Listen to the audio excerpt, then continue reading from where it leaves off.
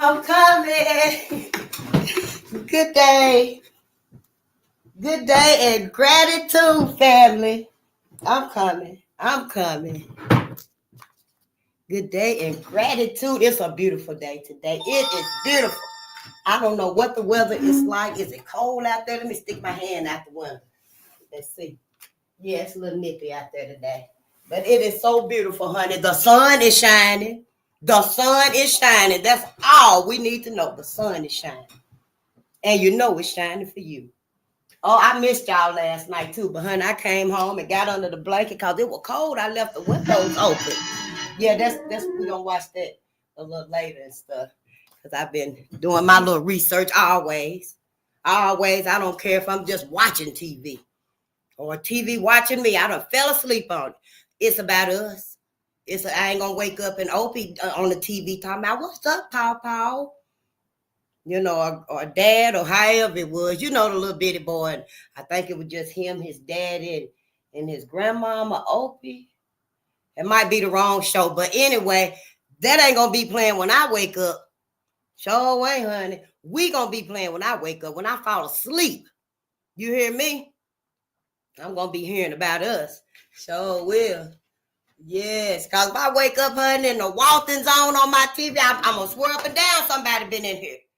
Who the hell been in here? Yeah. Oh, how y'all doing today? I hope everybody doing good and stuff. Yeah. This is Face the Nation. We are on Bolden Unchained, and we are here to assist Black America and Black media. Black America, us, our babies. Let's not be mistaken. We is not here to run down on other people. We really ain't even here to discuss other people, except for what the hell they done did to us. Other than that, be safe. Be safe and keep your kids, good.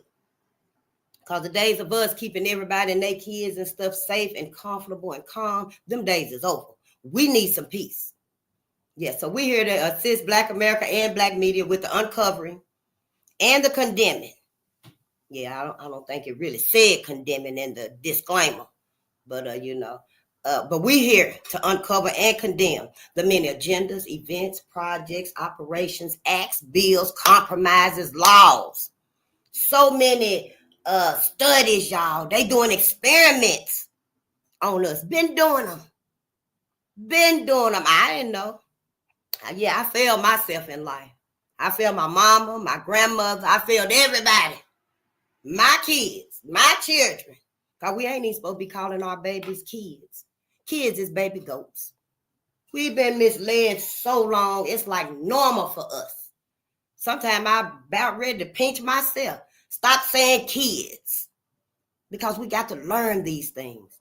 But after, you get used to it, decades, years, your whole life, now you got to change the way you think. Black America, we got to change the way we live, the way we eat. We even got to change the way we dress. Yep. We got to change the way we dress. Because we can't keep walking around here looking like Louis Vuitton. Who is them folks? Who the hell is them folks? And do they love Black people? Do they love, help, and care for Black people? Do they give back to Black people? Who is these people? Y'all walking around here looking like these folks. Now we can go out here and we can buy our own clothes. I want to wear your stuff. I'm growing my hair so I can wear your stuff. Yes, I need your body butters, your t-shirts, shoes, socks, whatever you got.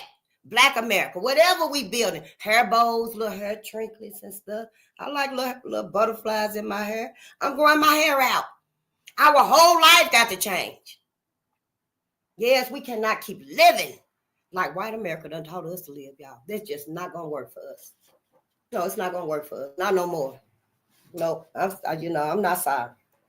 I'm not sorry to say it because I wish somebody had told me, Face, look here. You need to look at what's going on with your people. Instead of being like, oh, that's all right. She bringing Karen home with her, or Sabrina. She bringing Sabrina home with her. Well, maybe it'll be all right and don't say nothing. Ain't said nothing about the past. Well, you know that girl family right there. You know, we got to give respect to the sirens. It's coming.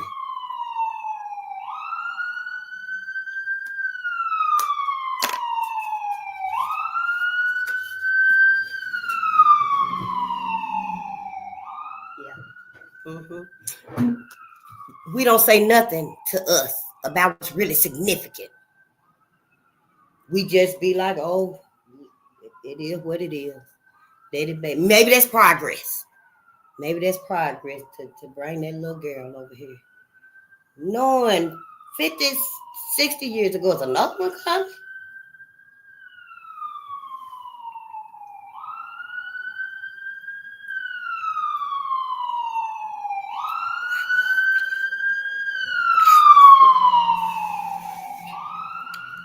But what I was saying is we go through life.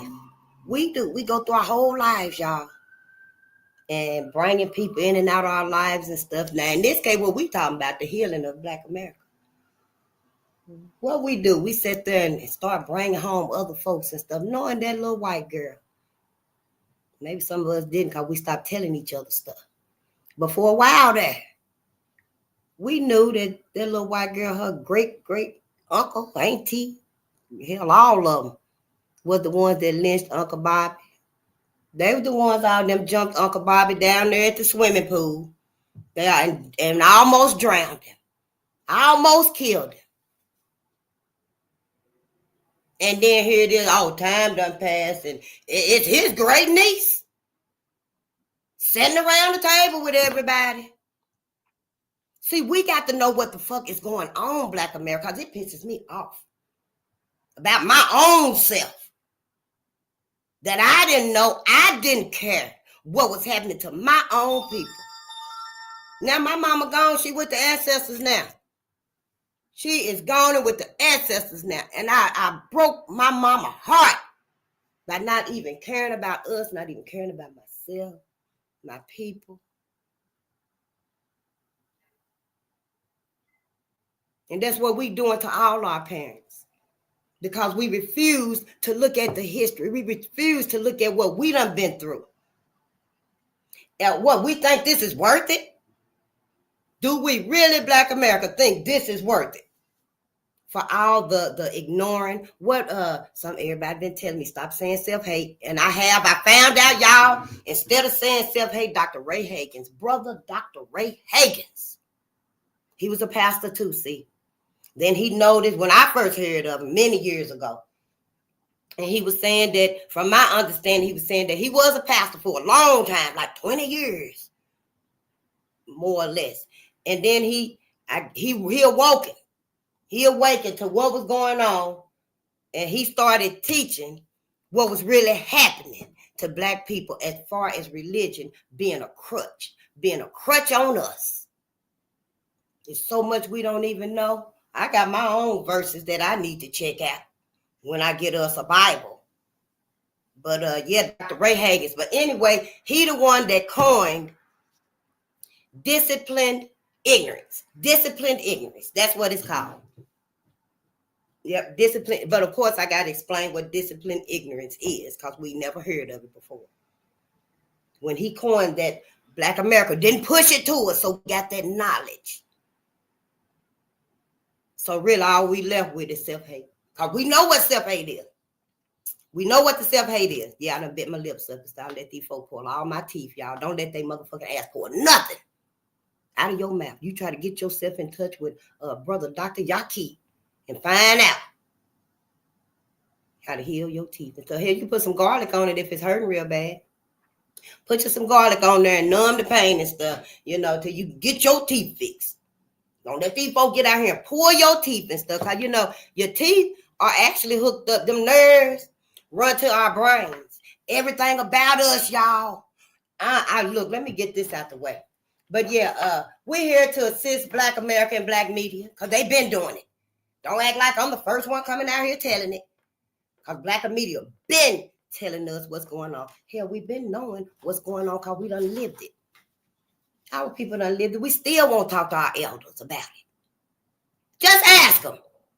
If you got some elders around you and stuff, don't go up to them and be like, yeah, great Nana. So what happened in 1909? Don't come to us with that bullshit. Because you know, you the one got to make a decision. You, Black America, got to make a decision whose side you on. So don't stress our ancestors out. Don't stress our elders out with that bullshit. Yeah, y'all dropped the ball, huh? Maybe they let us bounce the ball with our old weak asses. Oh yeah, me and Karen and Kim and Sabrina, we finna go out to the mall. So let's not come here and act like we finna fake the funk and we finna spread sugar on all this shit. Yeah, give me that sugar. Give me that sugar face. Sugar. Give me that sugar face. Do not come here and act like we finna spread sugar on all this funk. Spread it around and hold up that little jug right there. Make sure you get some sugar. We're not gonna do that. We're in dire straits, honey, like we never knew we was in. Sure wills everything. Hell, I didn't know either. I feel like everybody was putting a hole in front of me. I feel like Black people, everybody put a hole in front of us for us to fall in. Yeah, some of us can achieve that little speck of success that we call success. And we looking through a spiritual lens here. We ain't looking through no religious lens. You ain't got to get out. If you know, because you religious and you believe in forgiving, and that's what your heart want to do, but keep it to yourself. Keep your forgiveness. You forgive Carolyn Bryant, what her motherfucking ass, what she did to Emmett Till when she lied on Emmett Till. You forgive all they ancestors, they clancestors. They got clancestors. They the one coined themselves as the clan. Wordplay. It's all about wordplay. This whole language, y'all, it's nothing but wordplay. So they got clancestors. We got ancestors. So if you forgive all their clancestors for what they have done, that's fine. Keep it to yourself. Because we ain't here to sway Black America to forgive nobody but our ancestors. So yeah, we looking through a spiritual lens here. I don't know. Close that eye, whatever. Look through this eye. Yeah, look through that eye right there. Something we know nothing about. White America done hid everything from us. And they reaping whatever they can out of everything they done stole. Hell, everybody else got their hand out. They getting a little bit. They might talk something over their shoulder to us. Well, let me give you this right here. Here, Black America, let us give you this right here. And we friends and stuff. And then go over there and be like, yeah, here go the whole pot. It's double-handed. Everybody ain't never been sincere with us. I can't see that nobody ever been sincere with us. So yeah, we looking through a spiritual lens here. Yep, that right there, it'll help you make your decision. Go if you must go.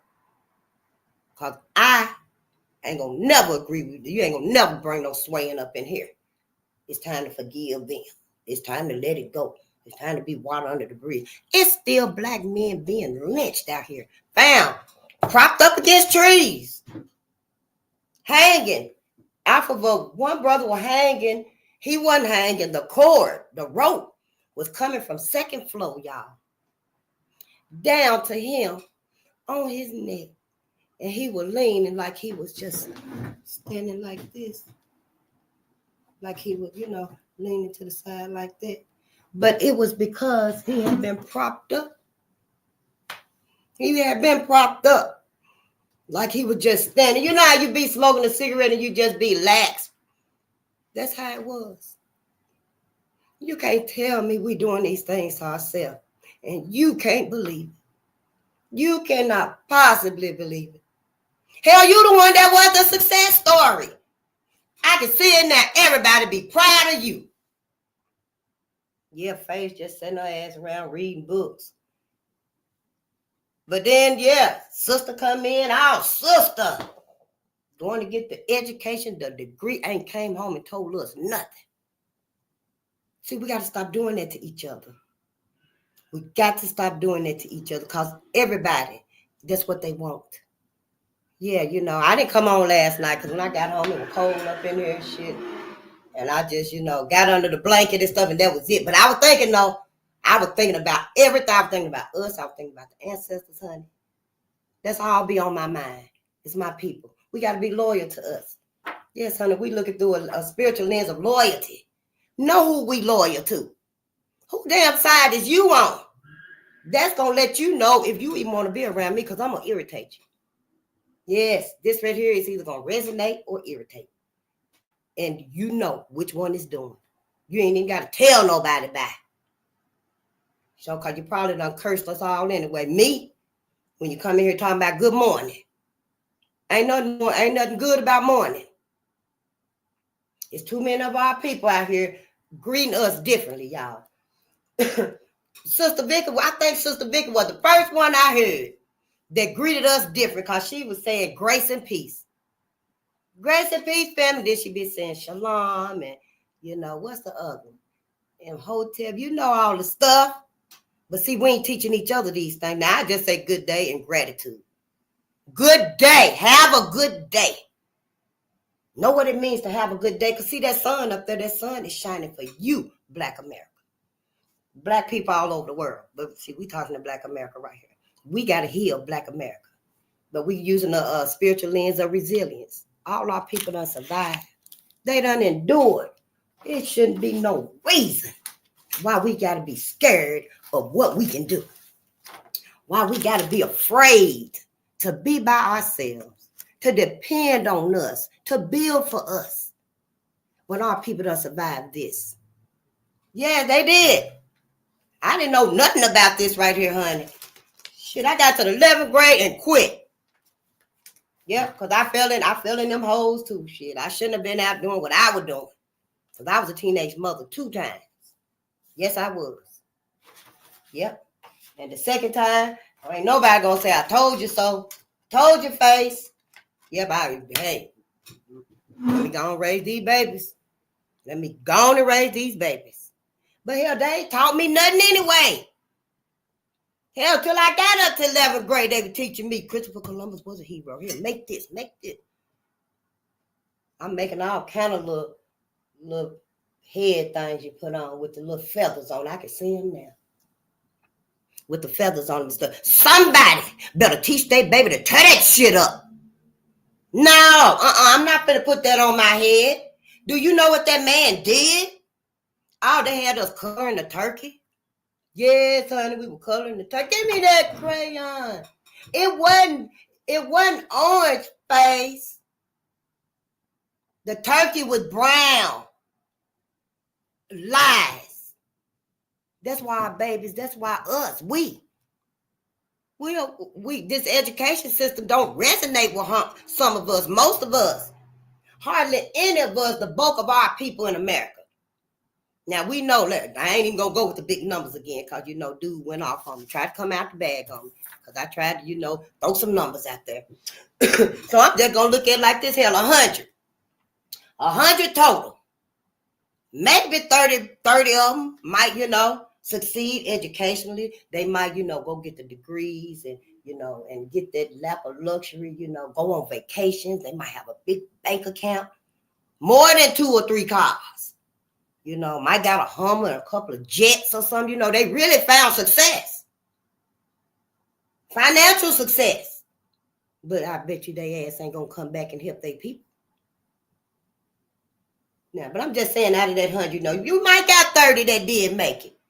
But what about the other 70 that really matter? That really would have stood up and used whatever they gained, their prosperity, their abundance, their education, to help our people.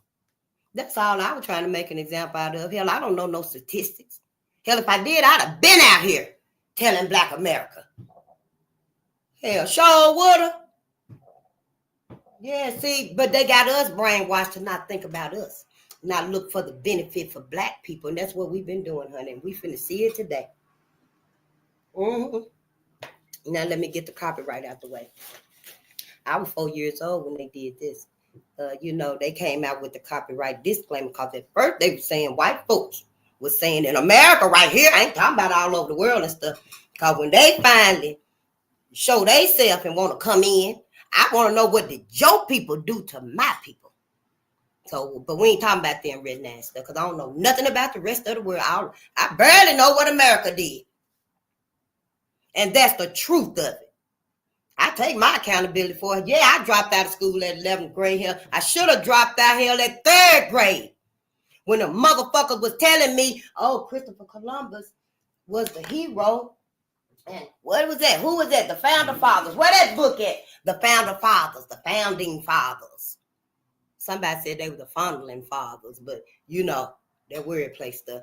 I should have told my mama then. I don't want to go back to that place. Them people lying. Definitely by the time we got to the 5th and 6th grade, if we teaching our babies at home, if we teaching us at home, see, we'll be able to do that. Our babies at least be able to stand up in there and say, Miss Kathy, that's a lie. I ain't cuss you out now. When you call my mama and tell her, but I didn't cuss you out. I just said that's a lie. I got the book right here in my book bag, and it's gonna have that paper on it. Cause you know how black people used to do. Mom and them used to cover our book up so white folks wouldn't know what we were reading. Yes, they did too, honey. They used to take a brown paper bag and cover our book up like that right there. So white folks wouldn't know what we were reading. Sure did, honey. This is more than just me and you, than just, we forgiving slavery. We all know about slavery. We all know about slavery. The lashing, keeping them in chains. But they didn't tell us even the worst of the worst about that. That's why right here we gotta see what's going on with the good, the bad, the ugly, the savage, and the ravageness, the savagery. Yeah, see all these words, y'all, they just coming. Once we start learning about us and they start opening our mind up, y'all, we cannot even believe the prosperity that comes with it. Black America. And that's all we got to do. That is all we got to do, honey. I don't know. We must have been calling on a cat because we need a dog at this point in time. Yes, we do. So anyway, when I was like 4 years old, white folks came out with the copyright disclaimer. And y'all tell me, do y'all pastor ever have to read the copyright disclaimer when they reading the Bible? I think that might be the only book they don't have to do. They don't have to do this with. But that's another show, Yeah. Copyright disclaimer under 107 of the Copyright Act, 1976. Allowance is made for fair use. For fair use for purposes such as criticism, comment, news reporting, teaching, scholarship, and research. Fair use is a use permitted by copyright statute which might otherwise be infringing. Nonprofit, educational, or personal use tips the balance in favor of fair use. It just dawned on me. If we ain't doing this, which they made this for us, because some of us here, is white people criticizing when they criticizing who though? Because it seemed to me like they still condoning what they people is doing, especially white women. Especially white women. The main one. For the love of black people. You want black babies, you want the black man, you want everything tall, dark, and handsome. But it's your sons, your brothers. I don't care your white friend, yes, she got a whole gang of mixed babies. Her and brother. But it's her brother, her daddy, her husband, her cousin, them, her uncles, her sisters, her aunties, her grandmama. It's the rest of them. That's the problem, see. Now, if that lady, because she ain't my sister. Now, if that lady don't teach Sabrina, because we know Sabrina ain't like Karen. See, Sabrina held on to that black woman hand when she was coming out the womb. Her family knew, something, this baby different. Because they were going to name her after Karen. They were going to name her Karina. And she going to be just like her auntie Karen. She was going to be just like TT Karen. Yes, honey. Hell, since the first time she came out and said something. Yes, but honey, that little girl came out and grabbing onto that finger. And it was the black woman. And they knew by the time she was growing up and stuff, every time the black woman come around and stuff, she grinning and smiling, just slobbing and drooling. They knew it was something about that baby. Yeah. It wasn't for long, honey. They done changed that baby name. It wasn't Karina no more. They changed her name to Sabrina. And they told everybody. You can tell Karen, Ken, Brad, and you can tell Becky everything. But don't you tell that damn Sabrina nothing. Don't you tell Sabrina nothing about what our people done did in this family. How we really feel in this family. So that's how Sabrina ended up bringing, a black man home. John Hartfield, great-great-grandson, nephew, cousin, whatever have you. But he's a Hartfield. And we know that John was lynched, one of the most brutal lynches, y'all. All of them was. And the family would run out of town because he suffered it by himself. He suffered it by himself. It's like, at them times I wonder, do our ancestors just have that moment where they just want to just take their own mind out? Because they know the pain that's coming. Because they went and got him. He knew they were coming too. Everybody knew they were coming. They were looking for a black man. When white folk were looking for a black man, everybody knew. And everybody was scared, terrified. Some black people that didn't know were coming from work or traveling back home and stuff and just called in riots. Didn't know what the hell was going on. White folks, the media, white media motherfucking ass done said up. White woman assaulted, black man hunted, lynching in 5 days. And leading up to that 5 days hunting, white folks is on a rampage. Hunting down black folks. Yes, they was. Hell, I didn't know about it, but this is why we here to talk about this. After slavery, why is Black America hurt? See, what we want to do is find out about this. It's called dedicated ignorance. I think I've been saying disciplined ignorance, but it's dedicated ignorance. I'm going to have to put that bigger and put it on the wall in front of me. Somewhere on the wall. Dedicated ignorance. That's what it's called. Because we've been trained to just forget about us, forget about what we've been through. But anyway, Sabrina took Jonas. John Hartfield was his great uncle, great granddaddy, however you want it to be, so you can remember the story. So they slaughtered him and stuff. They got him and they took him and beat him, cut him, stabbed him, bit him, just pummeling him and dragging him. They just dragging him. Why they doing all these things to him? Then they get him where they going to and stuff. And they hang him from the tree. And they still just assaulting him and stuff, physically assaulting him. They cutting his fingers off. I don't know if it was him or another one, but they cut their tongue out. And cut the tongue off and stuff. They just torturing him, his body and stuff, y'all.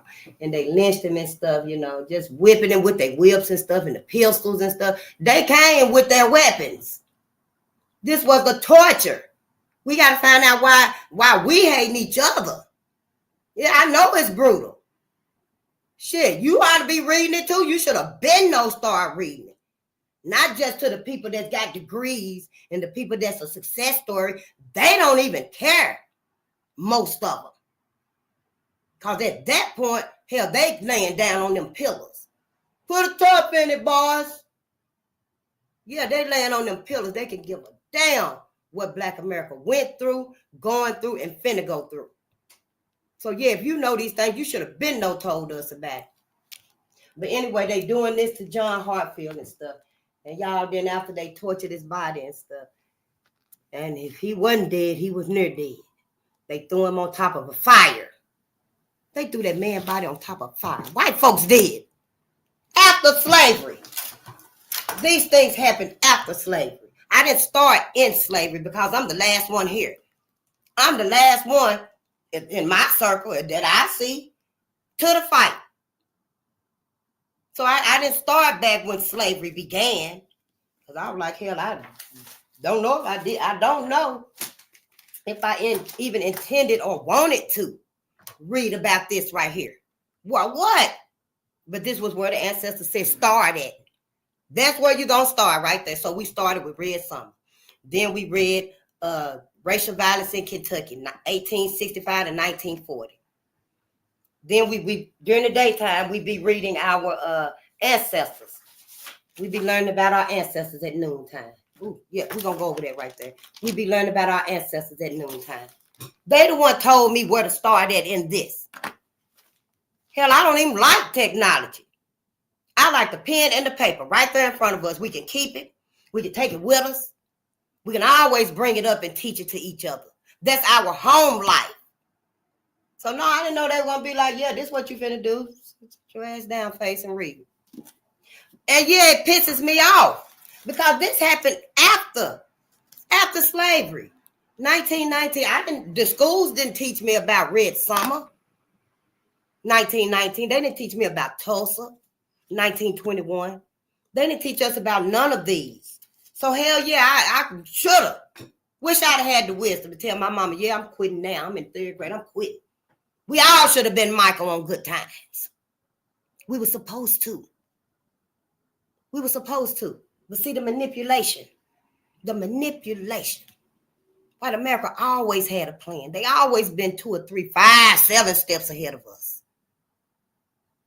You know, and all hell, I feel some type of way about this. Shit, I can't tell you. Well, yeah, I do wonder, why the fuck y'all ain't, pissed off and like, damn, all y'all asses been fooling us. All of y'all, everybody been on the white man's side. Everybody took on this mindset. Everybody, y'all took on this mindset right here. Where John Brown book at? Instead of taking on John Brown's mindset. Why? Because of white America. I ain't never been out of this country. Hell, I ain't never even been to a handful of states. But I know from what I'm seeing now, everybody all over the world here hate black people. You better not go nowhere. Hell, we just read about it. I didn't even know about British troops and stuff. I didn't know black folks fought in the war and then when it got back in chains. You mean to tell me white folks did this to black folks? Marched us over here to fight and then take us back and put us in, they had us in chains like this. And then put us right back in chains. White folks did this bullshit. They don't want to talk about it. They won't talk about it. Won't teach it. They the one said criticize it, comment, news reporting, teaching, scholarship, and research. I mean, I'm like, what's the point? Is all this supposed to just be, oh, well, it's a game to everybody but us? And everybody on their side. The whole world is on white America's side. Hell, I didn't even know Hitler got his ideas and his evilness. It came from American idealism. See, there that word is, them words. See, when we start learning about us and stuff, it expands more than just, our mind by teaching us stuff. It expands our vocabulary, the way we think about things, the way we vision things.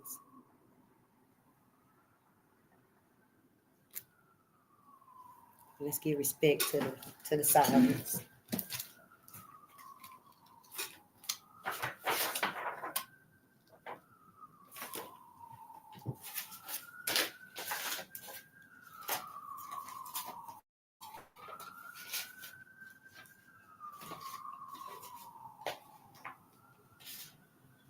Oh, hell, they weren't coming in. But we like to give respect to the sirens and stuff, when they come in. I don't know what you want to call it. But hell, I can't be hollering over them and shit here. There's too many of them, then I'm already hoarse. Because if you don't know, I went through the fog, y'all. And how come I've been smelling some type of smell in my car? I smelled it again last night when I was driving. And then it was gone just as quick as it came. But I smelled it. I noticed it. Because it's like when they doing the tarring the road in the summertime and you can smell the tar. It's like that. But hell, it's wintertime. The air should be clean and crisp. And I'm like, well, damn, is that fog shit? Because I drove through the fog for a long time.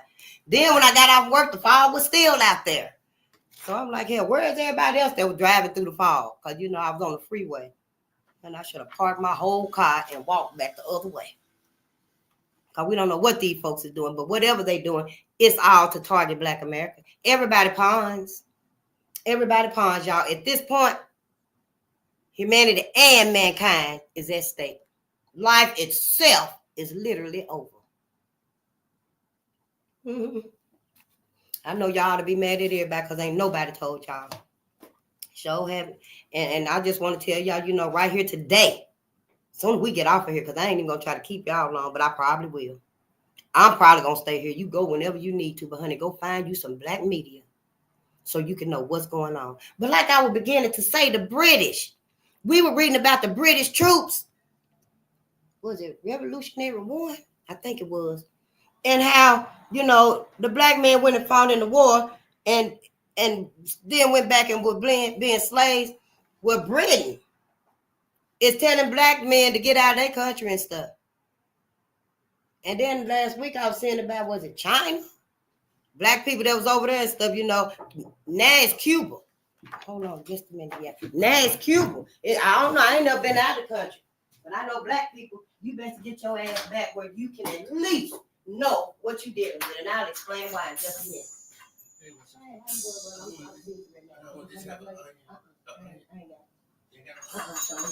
I'll go to the store like that. Very well, I ain't got no onion up in here. I'm trying to grow my own onion. Now, why you gonna come and ask me, do I got an onion? No, I'm trying to grow my own onion. But I've been telling them and stuff, be particular of the foods you go out here and buy. Yeah, I'd rather just fast. Yeah, be particular of these fruits and vegetables you find buying out here. You know that PLU code, the PLU code, what is it called? Some lookup code. Them first numbers mean more than just looking up the price. 9 is for organic. Get your stuff organic. It might be different from vegetables and stuff. I don't know, wherever you at and stuff. Look it up, research it. I can't see how it would be different, but hell, now that they know we on to it, they finna make some changes and stuff. But take this, I do it every time I go, And 9 is for organic. 4 got pesticides and chemicals in it. 3, let me call it from over here because I want to get it right for you. 9 is organic. 8 is GMO. Stay away from foods or vegetables and fruits that begin with the number 8 because it's GMO. 4 is pesticides and 3 is radiation. Number 3 is radiation. Number 8 is GMO. Number 4 would have pesticides and chemicals. Number 9 would be organic. So do your research. Make your little note of it. When you go to the store and stuff and you're getting your fruits and your vegetables and stuff like that, you just pay attention to your PLU codes. And you look them up, do your research, ask ChatGPT. I don't know. Mine might be old, but I still use it. Because I know we need hope. Just like religion, even if it's false hope. That's to me now. I want y'all to see my view. Because we got to know it's a different view somewhere, sometime. And my views is just from what our peoples is teaching us. Yeah, religion is just the path to understanding divinity. That's all. The path to understanding divinity. That's what religion is. Divinity is the knowledge of cosmology, ecology, and our relationship to it. Yeah, that's what divinity is. Us knowing about the cosmos. Divinity is us knowing about Mother Gaia, the earth. Divinity is us knowing our relationship to them. But religion ain't teaching us none of that, honey. Religion ain't told us to go hug a tree. Religion ain't told us to set a spider outside. Religion told us to forgive. You forgive. Yeah, it told us don't steal, don't kill, and stuff like that. But my mama told me that too. Common sense should be to not go out here stealing, killing, and destroying. We just got to start thinking. Yeah. So right here now we not, talking about religious and forgiving everybody that's done did these horrible things and stuff. If we are going to talk about forgiving, as far as religion, it's forgiving ourselves. Forgiving ourselves. We ain't here to talk about forgiving Carolyn Bryant and, James Madison. What's his name? James Marion Sims, the man that they called him the father of medicine, white man. And he just taking his little spoon, potter's spoon. Is that one of them spoons they be doing clay and pottery? We're going to have to look up one of them. Because I was thinking it was like a metal spoon. Like a regular, kind of like this, but it probably has some little gatches or grooves in it or something. I don't know. He just digging in black women with it. No medicine, no anesthesia. They woke, crying, hurt. I can imagine what they did and stuff. I can imagine what they did. I ain't got enough love and forgiveness in me to not imagine what I'm reading, what really happened to black people. And then here we are with dedicated ignorance and don't even know why. Why? Do we feel like we didn't do enough? We didn't fight enough? Because these things happened after slavery. We can understand, kind of. We don't understand why we stayed, but we can understand why in slavery we was unable to fight back because physically we wasn't even free. A lot of times, we was in chains. We was in that metal mask for 100 years, for a whole century. They kept that metal mask on us. White folks did. Kept it on your ancestors. They sure did. So, when black folks did get the chains off to go work in the cotton fields or, some of them were bricklayers and stuff. They had jobs and skills and stuff. But nobody ran. Yeah, so that's why, a lot of us feel like nobody ran. But our people was always running. Yeah, they was always fighting back, saving each other. We just can't imagine what it was like. And America is keeping it away from us. They keeping away from us how much our people really tried to get away from them. And ain't none of them for the life, for the love of them. Oh, we love black people. We love black people. I love you. I love you. That's what white folks say. I love y'all. Why they ain't never told us, look, y'all, I love you. I love you so much. But you better get away from us. Y'all better get away from us. Why they just ain't never told us that? And why y'all ain't never thought about it? Why y'all ain't never thought about it?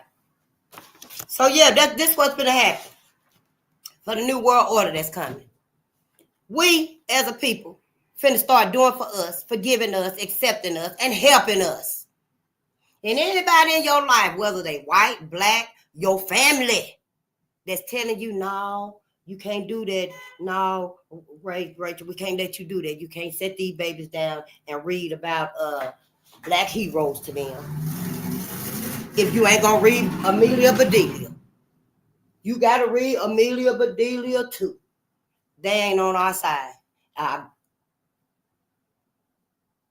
Us too.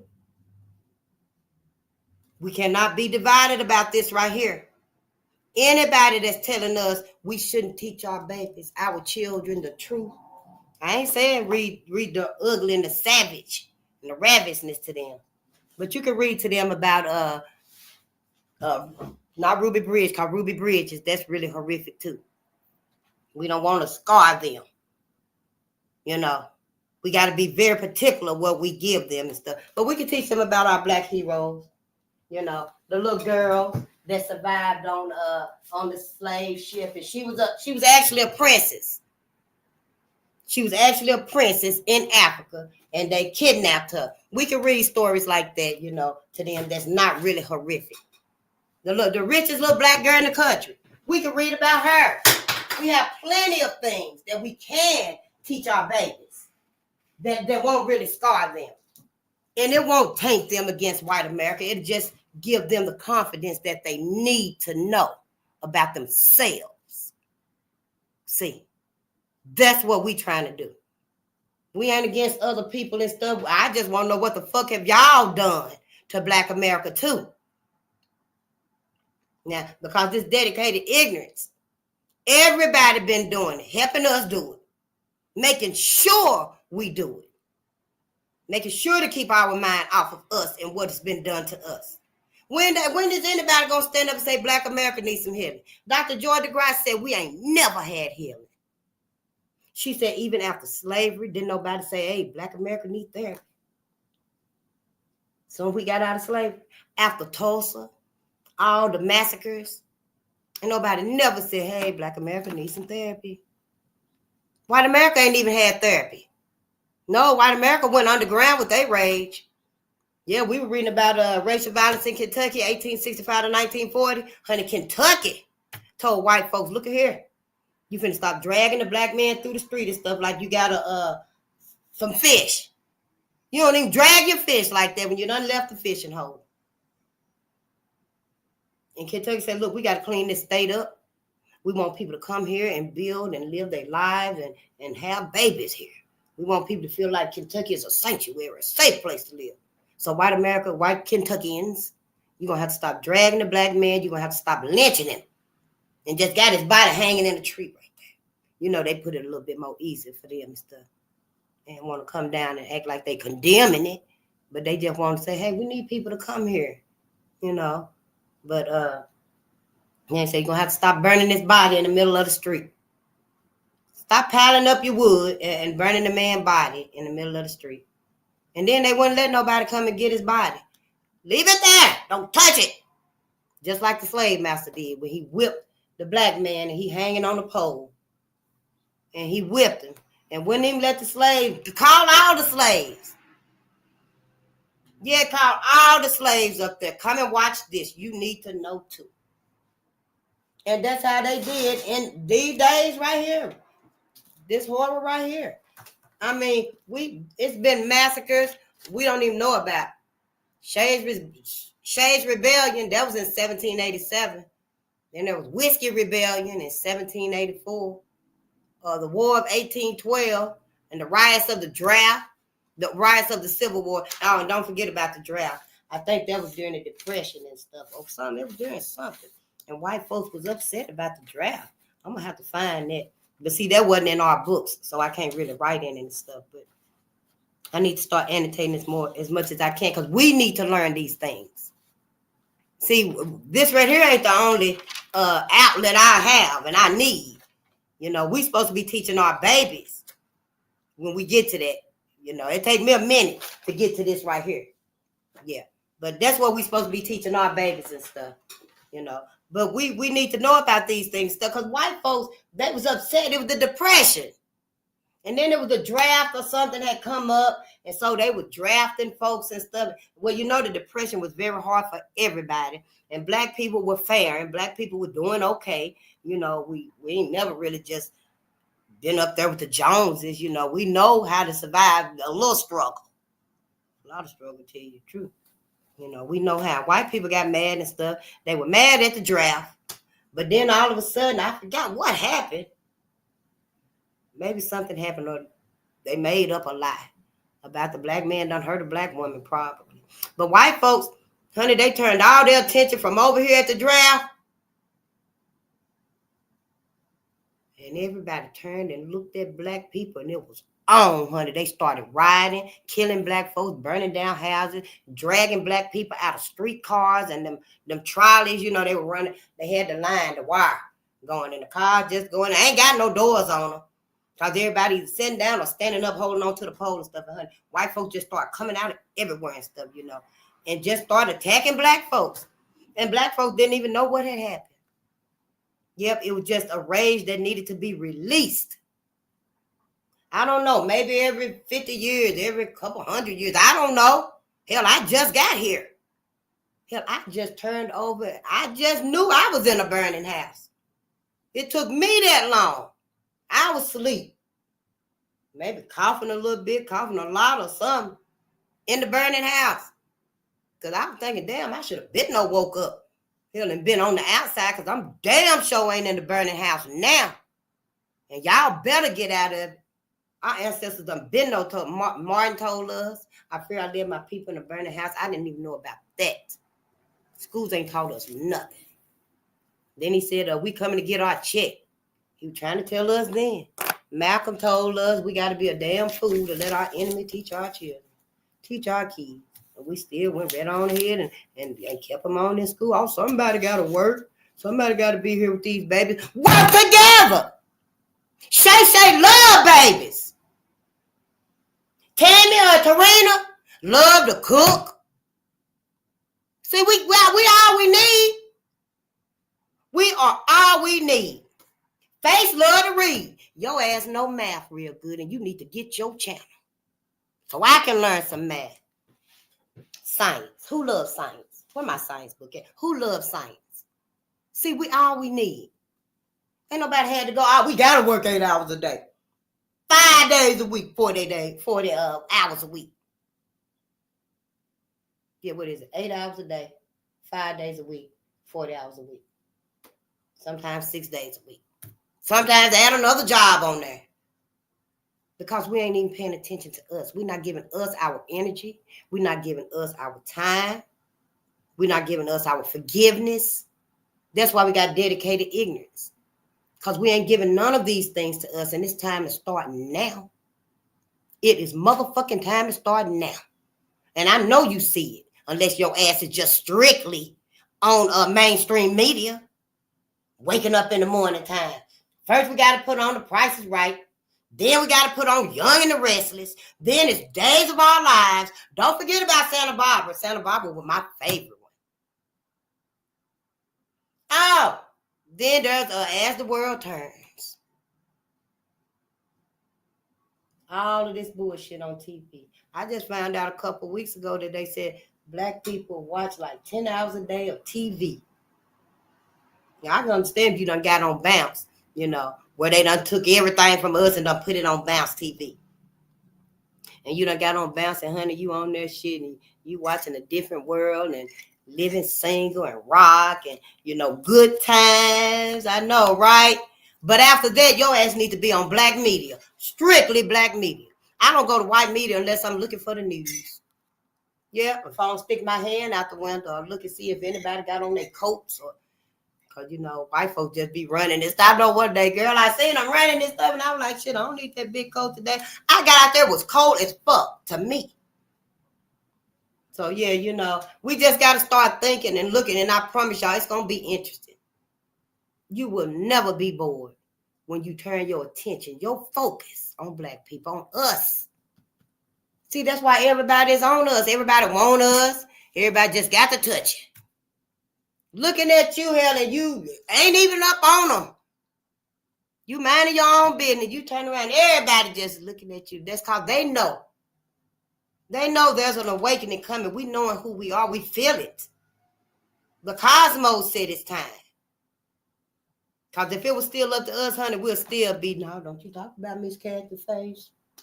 I love Miss Kathy. Don't you say nothing about Miss Kathy ever again.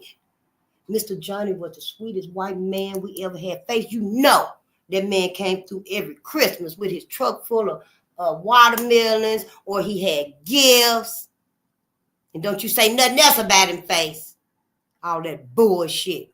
Mr. Johnny motherfucking ass was a damn firefighter, like the firefighter just revealed his whole life. What they did, it was a different lifestyle, and it was a different time. What firefighters did was just leave little black babies in the fire, leave black victims in the accident, in the drowning. So what, now we supposed to act like firefighters wasn't like everybody else too? When the brother just told us that they was too. It was everybody that hated us. Everybody wanted to see what white America wanted happen. It's like everybody saying, okay, white America, we know you want to exterminate black people. You want to take over being black. And we want you to have that. But why? At the detriment of us, at the killing of us, the slaughter of us, the elimination of us. Don't y'all realize if white people ever succeed in exterminating, hear me closely because my glasses is hurting. The little thing done broke off right there, the motherfuckers. Brother Yaki, I need to get my eyesight right. But I want us to understand, if white people ever succeed, and this might as well be for the whole world, because if they ever succeed in exterminating the black people, not just black America, all over the world, they get our numbers down so small that they get our numbers so small they can actually contain us. Probably behind this new world order shit with these robots and flying cars and stuff. Don't get y'all ass in them damn Tesla cars. They ever get our numbers so small or eliminate us altogether, the sun gonna blow up. The sun is literally gonna blow up. Because everything that's alive on the planet, the trees, the waters is even alive. The oceans and stuff. They alive. The oceans is alive. the rivers, it's all life. You know, the trees, everything. The animals, everything that absorbs energy from the sun.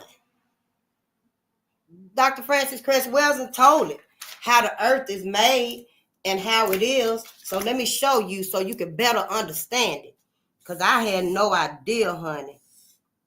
I sure didn't. But this right here makes me of the belief. And I ain't heard nobody say it.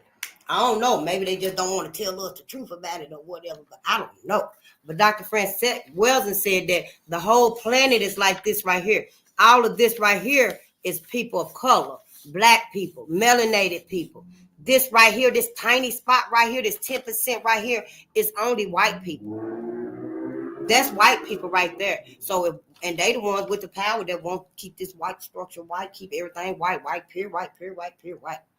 But if they are successful in exterminating the black people and all the energy that we receive, because the shrubs and stuff, they still going to be receiving their energy.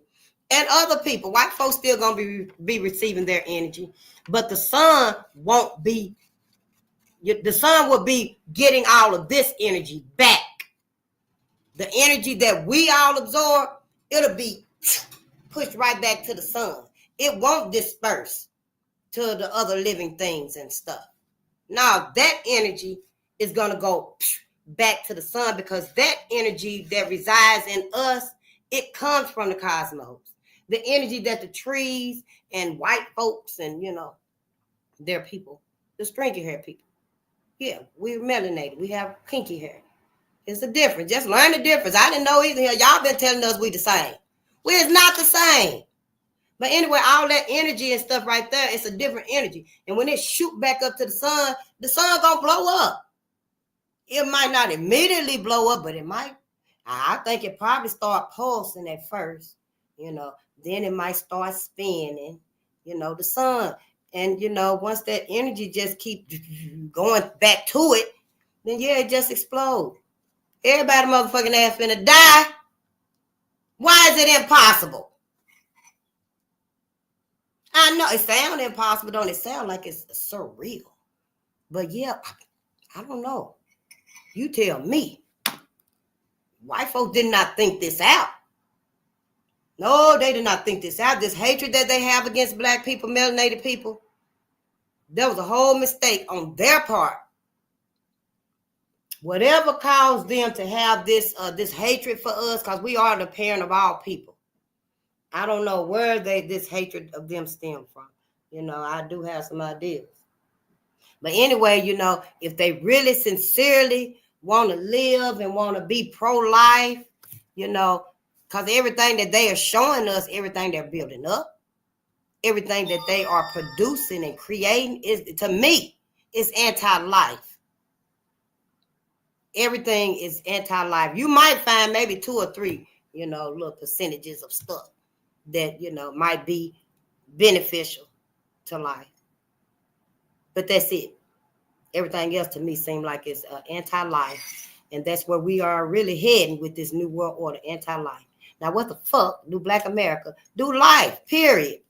Any man or woman. It don't matter your color, your age, your race. What you need with a driverless car? Why do you need a chip in your hand that you don't want to open the damn door so you can go outside? Why do you want a robot to cook for you? Why you can't get your ass up and go in there and make your own sandwich? See, white folks want to replace. I guess they figure like, yeah, we can't have them back as slaves like we used to have them, but we need somebody that's going to cook, clean. Hell, they ain't got robots. You can sleep with them now. Ain't none of that pro-life. Not for black people. Not for us. It's not pro-life for us, and we can't keep condoning it. Everybody else that's condoning it, that's because they done decided whose side they on. And it ain't ours. Ain't nobody on our side. Ain't nobody on our ancestor side. Ain't nobody saying, yeah, Black America need healing. Dr. Joy DeGrasse, her videos been out there. I just learned about Dr. Joy DeGrasse and Dr. Francis Cress Welsing maybe 10 to 13 years ago. Ain't been that long. No, honey. I literally just woke up myself. Yep, I was laying there in the burning house too. Sleep, watching The Price is Right. I told you I loved this Santa Barbara. Yeah, I remember I was a little girl. Y'all, I used to be crying off with the Incredible Hulk. Yeah, I'd be the first one in the house. Yeah, because my cousin, he liked it, hee-haw. Had us watching that shit every goddamn Saturday night. Ooh, I used to be so mad. Ooh, honey, I used to be so mad. Yeah, because everybody let him watch it too. We had to sit there and watch that shit. Yeah, I know. If he ever see this, yep, I felt that way. Yep, I did. I got to put this over this right here. But we got to start teaching us and teaching our children, because we are the only ones not paying attention to us. Everybody else and their mama. Yeah, honey, done learn how to cook like your ass. Done learn how to sing like your ass. How to walk like you, talk like you, everything like you, black woman. Yep, sure have, honey. Yes, and black man, you too. Yep, because at some point in time, white folks want to be able to say, I'm finally black. But see, the sun ain't going to be fooled. You can't fool the sun. I don't care how much they make. You know they got the melanin pills now. Yeah, honey, some white woman actually is black. It don't look like a real black, though. Her skin look like it's just a paint. But to me, yeah, I didn't write her information and name down and stuff. I was just like, shit, the sun know better. Y'all turn the sun up on her ass. Turn the sun up on her ass and then see. But yeah, she in Africa, supposedly. Look her up. I'm just saying, we got to start teaching our babies and all our heroes and stuff. We learned about Harriet Tubman. I know I'm getting there. We might read today. I think we are, even if it's just 30 minutes. But remember Harriet Tubman. They taught us about Harriet. Harriet rescued 300 slaves. Said she could have rescued more. And I'm sure she did before she actually left. I'm pretty sure she had her ways and stuff, But that was Robert Purvis. Yeah, Robert Purvis saved 9,000 black people, black slaves. He got them to the Underground Railroad. It was more than 9,000 for him. Before he started documenting, his daddy was the master and his mama was the slave. No, he was raping her. They all were raping them women, raping our sisters. Yeah, just coming up in there. Move out of the way. Sometimes they were raping her husband too. He couldn't say nothing. The black man could not say nothing. But a lot of crime in the world. A whole lot.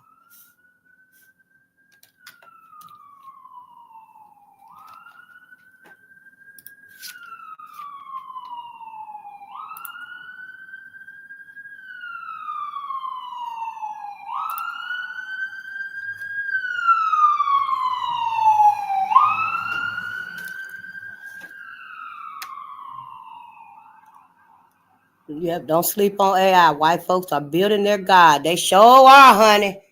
I woke up on Trayvon Martin music now. Yep, I went to a protest. Yep, I was going to donate some money. Yep, I'm going to donate. I don't think I could do it online. So I was like, I'm going to just go and donate some money to them. And I went and met the guys and stuff at a little coffee shop. And they invited me to the protest. And Terrence Franklin had been murdered by the police. And Trayvon Martin was murdered by George Zimmerman. And honey, I got to that protest. And one of the ancestors kicked me in the back of the head or something and said, get your black ass up, face. And yeah. Because they had been nudging me. When I was getting ready to make that donation, I was trying to make it. They were nudging me then. Wake up, get up. They telling us to wake up. Shit, envisioning how they woke you up, but they woke you up. And it's really a sound. I think it's a sound. I think our mass awakening, because it's happening, it's a natural awakening, because this seems to be the only way we're going to get it. White folks have blocked us off so much. It's really a sound. That's why our music is so phenomenal. That's why our music is so phenomenal. I listen to my mama's music still today. Yep, I don't listen to all that other stuff, because shit, I be picked up a damn Long Island iced tea on your ass, and you probably gonna beat me up. And yeah, then I'm gonna come here with a black eye and stuff. And yeah, I was drinking last night, y'all. Because I can't fight. I ain't no fighter. We ain't no fighters. We ain't violent. We ain't confrontational. We just a peaceful, harmonious people. But we've been so misled. We got to know our boundaries. We got to know our boundaries. We got to keep us safe. And we got to teach our babies. We got to. But it's a sound. It's a sound that's gonna literally wake us up. You know, it's gonna appeal to our emotions. Some of our music still make you cry. But shit, soon we put something out, white folks gotta take it. White folks gotta take it, they gotta hide it, they gotta put something over it. Like that one song, Jerusalem. Oh, I loved it since I first heard it. Oh, yeah. You know, music is the only activity that activates every part of the brain. Every part of your brain is just lit up. Yes, when you listening to music, that's why we got to sing. And I'm going to get to that too, because, you know, singing is good for our bodies, y'all. Our organs, our heart, our lungs, y'all, everything just start healing and it just start, you know, I can't even explain it. When we listen to music, when we sing, that's why we got to get back to it. Turn off that bullshit. Turn off that bullshit. When your family come over, your son and daughter and stuff, tell them, no, you ain't finna bring little book up in here. No, you finna go outside and you finna take their ass with you. You ain't finna play that shit in my car no more. No, you not finna be in my presence no more. Here, take this $5 and you and book, go. You take little mumble mouth and y'all get the hell up out of here. I love you, daughter, too. You can leave the grandbaby with me. That's how we going to have to start doing it. We're going to have to start drawing our boundaries because we got to save us. You know, Mary McLaurin Bethune started her school with $1.50. I'm waiting on you. You don't even need nothing to get your channel. I'll be the first one there because I know. I'm telling everybody, yeah, I'm there to learn. So when you get your school up on math, science, your history channels too, because I've been seeing you cookies cream with all your knowledge and stuff too. We need these channels. We need more than one. We need more than one, more than two. We need all of us. We ain't got nothing to give for nobody else. It ain't nothing we can possibly give no other people in this world if we not finna give them the key to our melanin. And we don't have the key to our melanin. The black woman, the only woman that's got the mitochondrial gene, I just learned about that. We can increase our melanin if we go out in the sun. Yeah, but the mitochondrial DNA, the black woman is the only one that got it. Mitochondrial gene, the Eve gene. Yeah, you know, I just learned about it too, shit. Imagine the joy, love, and relief I feel, honey, being a black woman. But, honey, we can't give that to them. We don't even know. See, that's a secret from us. The cosmos didn't bestow that gene in our hand like they gave us the keys to everything else. Look at here. Look at this. The cosmos gave us. We are the parents of all people. We are the parents of all people. Black people, melanated people, African people. We are. Now, some people are saying that, you know, the Garden of Eden is Africa and Garden of Eden could be America. But, you know, that's just small beans, really, because we come from the cosmos. The cosmos manifested the black man and the black woman. It's up to you. See, this is not even religious. I just went on that religious part because religion is understanding divinity. Divinity is nothing but knowledge of the skies, the cosmos, the earth, and how you are to it. Yeah, that's what it is. So, you know, that's it as far as religion. Religion teaches us to forgive. Religion ain't taught us to go out there and hug no tree. Religion ain't taught us, you know, to set the bug outside. Just open the damn window and set the bug outside. Now, I get it that you're going to cut the head off of the snake that done got in your house. Hell, you live around a cornfield. You know snakes is coming in. I can understand you going to cut the head off of it. Hell, I would too. That's why y'all ain't finna keep me around no 10,000 garden snakes. Talking about, oh, it's a garden snake. No, we're not finna do that. See, we got to know. We got to start learning. But back to what I was saying. I know, hell, I think how I want to think on here. Shit, I might be wrong. So what? Hell, everybody wrong. Everybody is motherfucking wrong. The cosmos gave us, the black man, the black woman. the keys to the keys to everything. When he said dominion over the animals and stuff, that was the keys. You know, we harmonizers. But we ain't got these keys no more. The white man got them keys, honey. He killing all them animals, the majestic pets of the world. Honey, the white man killing all of them. The white man trying to kill the parents of all people. Them beautiful, majestic animals, a whole lot of them extinct. The marine life. Oh, honey, gone. Yes. So, you know, the cosmos gave us the keys to everything. I ain't got a whole bunch of keys, but just imagine it. The cosmos gave us every key to everything, and we can see these keys, right?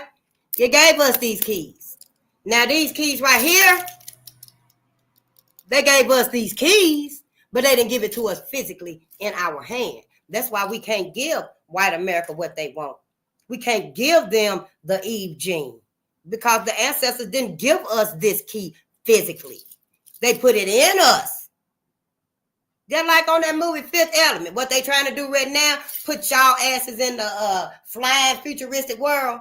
And that lady, that blue lady, I liked that song too. That lady, you know, I ain't even got my voice, so I sure would have hit that note.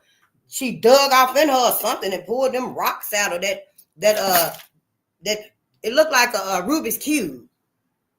They put it inside of us, so we can't give the mitochondria gene, the Eve gene. We cannot give that to white America because we can't even get it. Now, sleeping with them, they did realize that. White America finally realized that. Well, it might be Jimbo, Billy Bob. It might be the only way we can get it is to just sleep with them, and then we'll eventually, you know, teach the babies to sleep with white folks, and eventually they'll die out. But that's the wrong way to do it. That was the wrong way. See, white America wasn't never sincere and about what they wanted, what they needed from us. They ain't never been sincere. Y'all know we would have went out of our way to make sure that white people, you can survive too. You can come out in the sun and it ain't gonna burn you.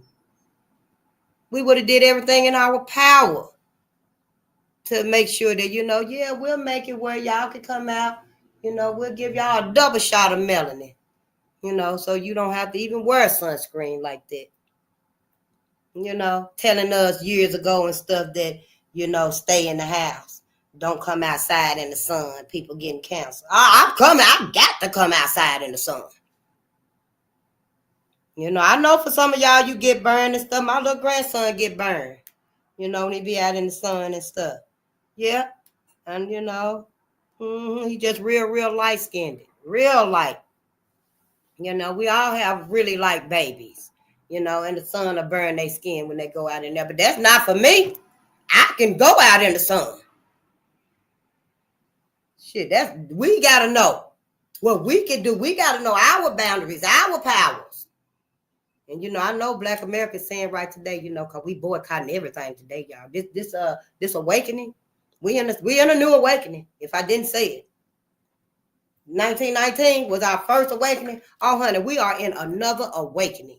Black America is in another awakening. So, hell, you can either wake your ass up, hell, or stay where you at. If you stay where you at, you're going to be on the other side.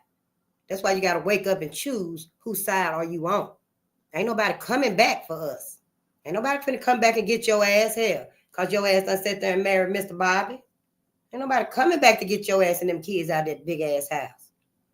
Hell, that big-ass field back there. Talking about, yeah, we got a field, we got a garden, a shed. You gonna tell about that underground tunnel? Oh, you probably don't even know. House got so many damn cubby holes in it. Ain't nobody coming back up in there kicking down the door to rescue y'all ass. Y'all ass gonna have to meet us halfway this time. Ain't no Harriet Tubman no more. Ain't no Robert Purvis. And don't forget, Robert Steele, he saved like 649 slaves. He just by helping them get to the Underground Railroad. Once you got to the Underground Railroad, you was pretty much safe. You pretty much free. You can sleep if you want to. You can get up, look out the window if you want to. You can eat if you want to. You can read a book if you want to. You can just walk around, be free. You free. That station house, you got some freedom.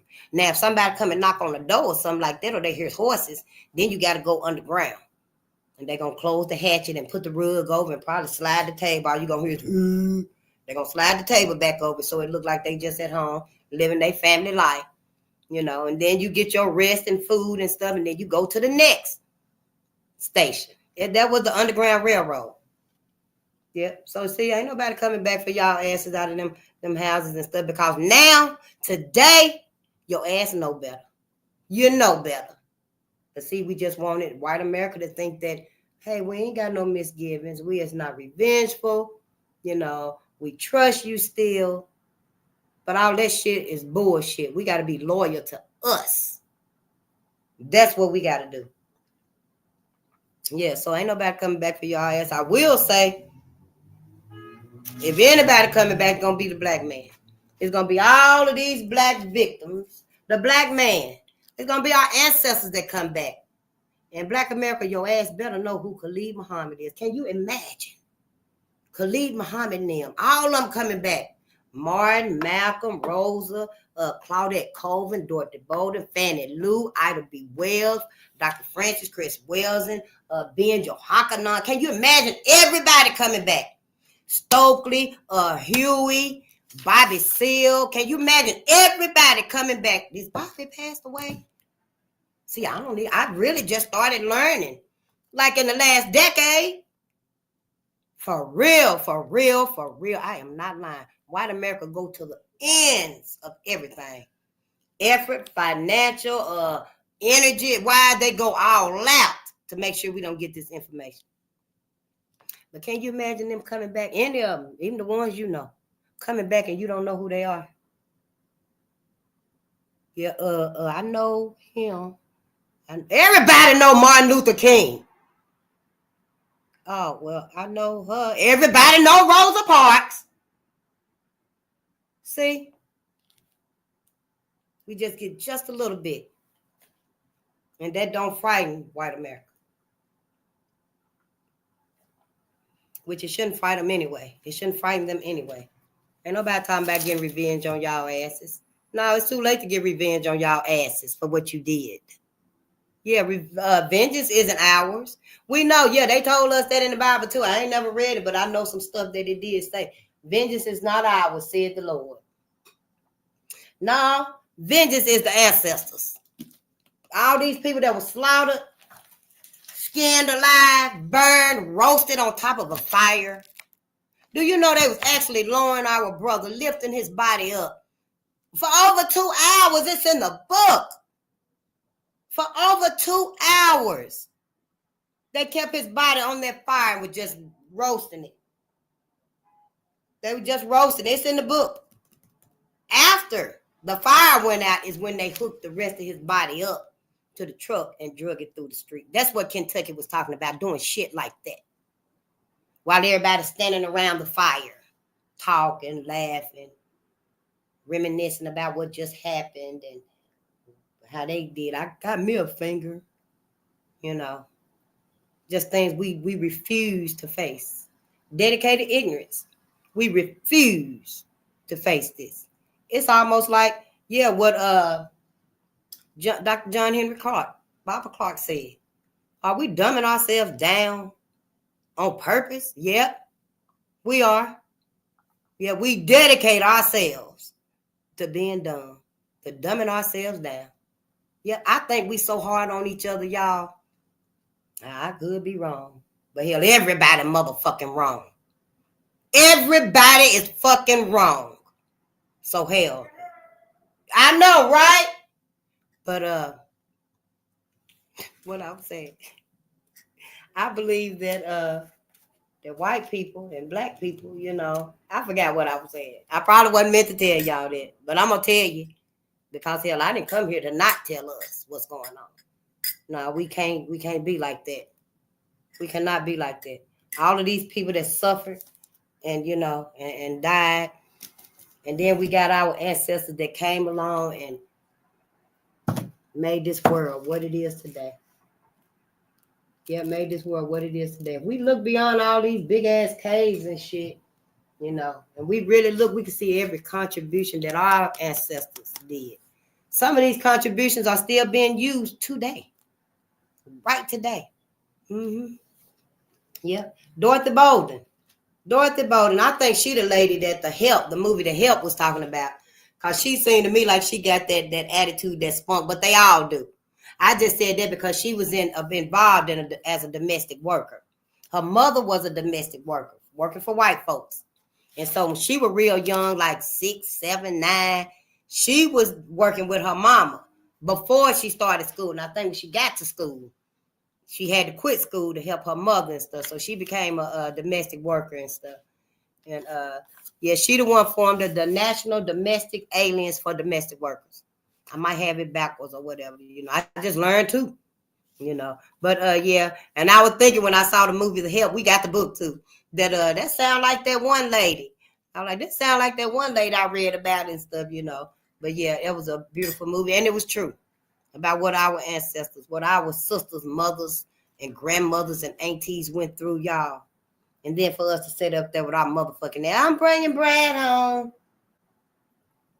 So what John Hartfield and Sabrina did, her family didn't tell them about what they did a couple decades ago to his great uncle, his great granddaddy, whatever the relationship was between them, the relation. And they just like, oh yeah, our family, we've been here for years. We actually own land. We own them factories over there. And, we got a couple of farms here. We've been here for some decades, for a long time, almost 200 years now. And they were like, oh, and then John was like, oh, well, my family's from here too. My name is John, blah, blah, but my maiden name is Hartfield. My mother remarried, and we moved up north. And I've just been coming here, to visit my family. And me and your daughter, Sabrina, your granddaughter, we gotten to know each other. But to see, the thing about it was, them old folks looked at each other like, Hartfield, because they nobody tell Sabrina like they told Karen and Ken and Brad and Becky and shit. So Sabrina didn't even know, really, but her ass knew that, damn, my family sure is racist. They sure do some strange things. What was that hollering I heard in here last night, Pawpaw? Oh, just some people passing by outside. Your auntie went out there and told them to move along. Now, there were them people they had under that tunnel down there, and they were torturing them and shit down there. See, it's all a big gang to them. Yeah, hide the secret. It's all a big gang to white America, and it's time to just motherfucking tell it. Hell, what are we not going to tell it for? You think we literally going to be behind these, the futuristic world, like that movie, Fifth Element? You seen how it was. That movie was like, damn, I automatically knew when I seen the movie. Is this what the fuck we finna be living in? And we are. That's the whole plan that they got for us. These cars, these driverless cars, the robot dogs, even Sophia motherfucking there, when you see her walking down the street. Baby San Diego, little baby robot, little big-headed ass baby robot named San Diego. They got a black robot named Bean 78 with some wig, look like they done cut a rug and, parted it down the middle and just stuck it on her head, though. But, yeah, all these robots are going to be recording black folks. Even the ones they got now in the stores or the coffee shops. Robot roll up to your ass shaking like that, and you just get your Long Island iced tea off. I be kick the hell out of that robot, and the shit be hit the fan, But when you see them things like that, they are actually recording black people. Oh yeah, don't get it twisted. Years ago, like 15 years ago, I guess, we saw that the video of the computer, I guess. And the camera was on the computer, and it was a white person and a black person. And every time the white person moved, the camera did not move. But when the black person moved, the whole camera turned and followed it. The black person went around the room, and the camera went around the room too damn near. So yeah, I don't doubt it. Hell, every motherfucker out here finna be recording your ass sitting up in there in the coffee shop. Oh yeah, well, I know, Karen. Isn't that the truth? And the damn robot recording everything you say, your heartbeat, your everything. Yes. So all of this right here is against black people. We at the end now. This is like motherfucking round 3 or round 12. I don't even think we gonna make it to round 12 if we don't wake up. So hell yeah, this round 3. You know, but yeah, Black America, y'all gotta wake up. I don't know who the fuck been talking to y'all and stuff. Cause I knew it was something about Miss Kathy and them motherfucking ass. I should have told my mom in 3rd grade, nah, I refuse to go. Well, you won't be no CNA then. You better go over there and get Tanisha to come over here and watch me or something, because I ain't going up there with them folks. But see, we didn't know. Didn't nobody teach us these things. We wasn't critically thinking when we were able to. See, as soon as we get past saying mama, daddy, TT, niecey, we supposed to start being able to critically think about some things. We ain't teaching our babies none of that. Other folks are teaching their kids that.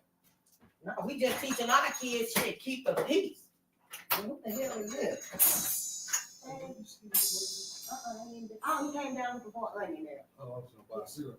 I don't know, y'all right. Don't knock on his door. Yeah, you too. Don't knock on his door. Yeah, so, you know, this whole thing is everything about all of this, you know. And it's going to be a challenge. I'm not saying it's going to be easy and stuff, but yeah, it's going to be a challenge to make these changes in our life, because ain't nobody coming back for our ass and shit. Y'all asses sitting up there. The man done told us in this book, the white man, was his name William Joseph Simmons, the one that revived the KKK in 1915, on Thanksgiving Day, up on Stone Mountain on the outskirts of Atlanta. He told us that he revived the KKK because he had a vision. He said it was a spiritual vision, but he a motherfucking lie. Ain't nothing spiritual about white folks. I don't care. The spirituality they done learned. They done copied it. They done got it down to the T. You cannot tell me that this right here automatically translate to pure, perfect, sincere kindness. I ain't seen no proof. I haven't. Maybe you have.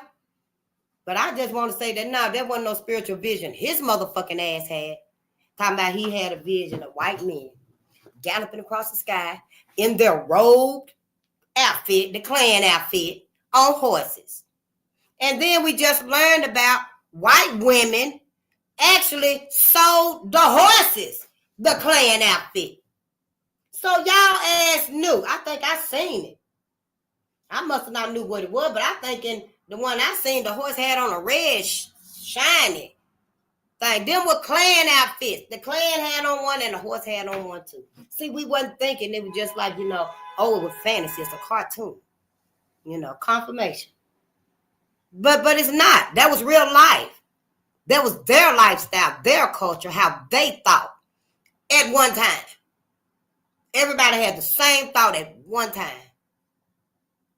So Kentucky just doing what they done, just let them know, hey, we ain't got to be sincere about none of this. Nothing that's happened. We don't have to be sincere and apologetic. We don't have to repay. We don't have to repent. We'll just keep it underground. Meanwhile, what they did was projected everything onto black folks. The black man is savage now. He the beast. He's a brute. He lazy. He dangerous. You know, and then they got all these agendas on us and stuff. The black man don't know what to think. If I got to tell the truth to y'all, I'm going to tell it. The black man is losing his motherfucking mind. The masses, the black masses, the black man and the black woman, losing our mind out here because we ain't got no focus. We ain't learned what we need to learn. We pretty much repeating what we have already endured. Yeah, and our ancestors went through all of that. They literally saved us. They literally physically saved us from slavery. If that ain't a savior, I don't know what is. See, Black America, instead of calling on a cat, you probably need to start calling on a dog right now. Yeah, start calling on a dog right now. I'm not saying that our ancestors is dogs, honey. As sure as one of them constellations up there, because I'm learning too. I got a telescope over there too. You need to get your astrology class or whatever you call it, you know. Because, yeah, I'm going to be one of the first ones there, honey. Sure will. But there's a constellation called darn, I forgot it talking to y'all. But it's the K9. Canis Major. Yep. And I guess it's shaped like a dog or something. I can't even get the telescope to work. Everything black. Yep, everything black. I just find myself just looking up there at the moon. Well, where the moon at then? I can see the moon, but yeah, we got to do these things for each other, honey. Damn right, I'm excited. Shit, hell, I love us. Hell, I'm glad that finally we can finally be about us. It feels so good, y'all. That's that personal freedom that I read about in that book, y'all. I want to read that book to y'all, too. Because if I hadn't read that book, y'all, I'd probably be sitting here reading Amelia Bedelia to y'all ass. No. Y'all know what? I'd be sitting here reading Helen Keller. I got Helen Keller over there. Yeah, I had my grandbabies to watch it. 2 of them. When they was real young. We watched it and stuff, because I don't want them to feel like y'all motherfucking ass just like y'all plant sisters. But when they ass show you who they are, then we finna show you exactly who your ass is and why you like you are. Now, Karen, do you have anything else to say? And Sabrina, what do you think? But what happened with Sabrina and John, y'all? See, I came up with this little story right here, to show us how we just misled. When Sabrina and Jonas, his name is Jonas, named after John Hartfield. Because, see, they family, they would run out of town while they were doing them things to John Hartfield. The family would run out of town. He had to endure that by himself. So many white people just clamoring at him and stuff, Ooh, just. So everybody, started naming their male sons Jonah, Jonas, John, Jonathan, Yeah, to remember him. A couple of their family members probably named the daughter after him, Janetta, just the little names and stuff to keep his memory alive. How long did they go till they found out what happened to him? How long did it take them to actually, not have no bitterness? What it took to just say it was a long time ago.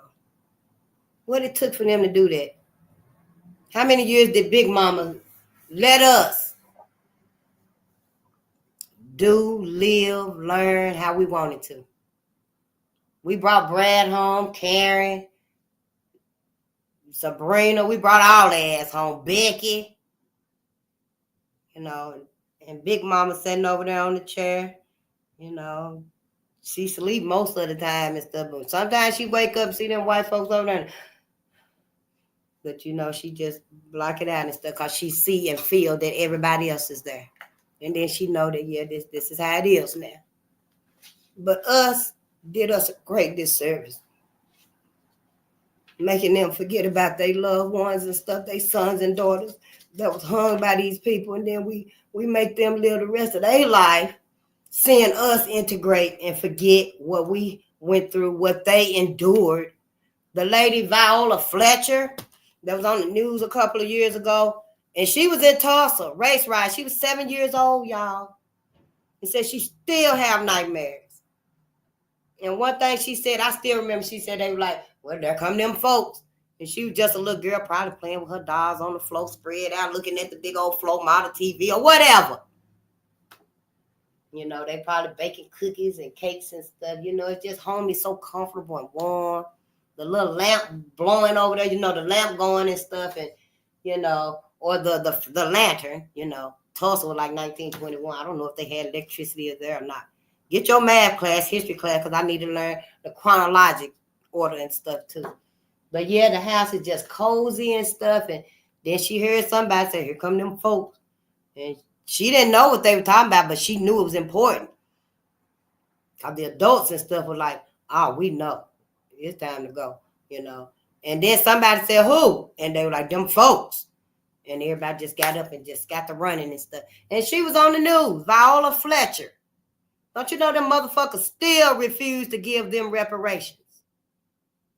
By then, when I saw that, it was 3 of them still alive from the Tulsa race riot.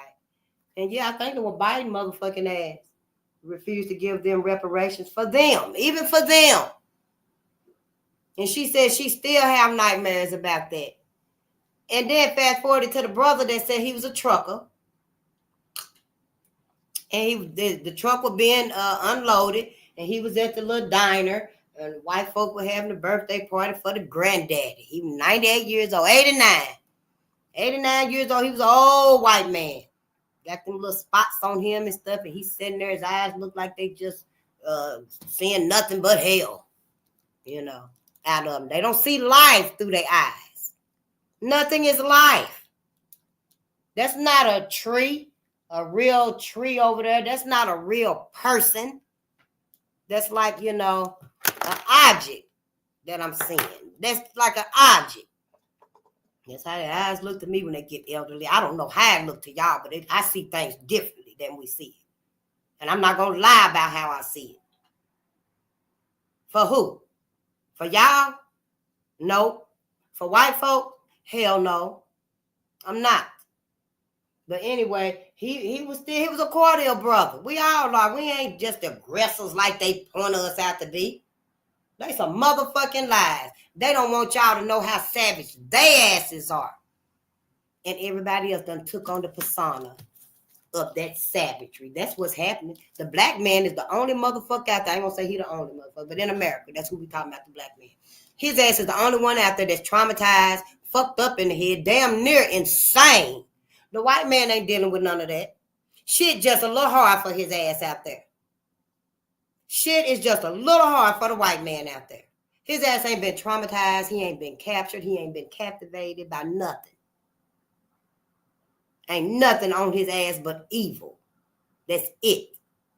They done put all of that, and made the black man seem like he's, that inanimate object. So no, I don't think they see nothing that's really life. Even the black one, even the white woman, her motherfucking ass knew what her uncles, her cousins, her brothers, her daddy, her granddaddy, her husband been up to, what they've done, what they doing now. They motherfucking ass know what they finna do tomorrow. They know what this huge futuristic world is for. They know who it's for. But ain't nobody telling us. So no, I ain't sparing no mercy for no damn body, but my ancestors. And they not damned. Everybody else, damn your ass to hell too, where you belong. But my ancestors, nah. That's who I give my forgiveness to. Ain't nobody coming back for y'all. The way they were telling about Harriet and her saving 300. Harriet, wherever Harriet went, she was saving black folks. Harriet went up north and visited her family, y'all.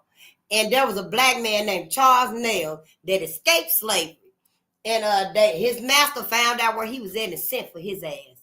And so the white people went up there to get him, and they were taking him back to his master. And Harriet was out there, and Harriet was like, hell no. What's going on over there? She perked up. As soon as she seen the footstep, because they all were walking in unison. Some of them stumbling and shit, because they got the black man. They taking him home. Not when Harry seen it. Harry let every black person there know, no, this ain't happening. They marching him to take him home. So black folks started marching behind their asses too. Waiting so they could get up in there. Harry was in the beginning. Harry was in the lead.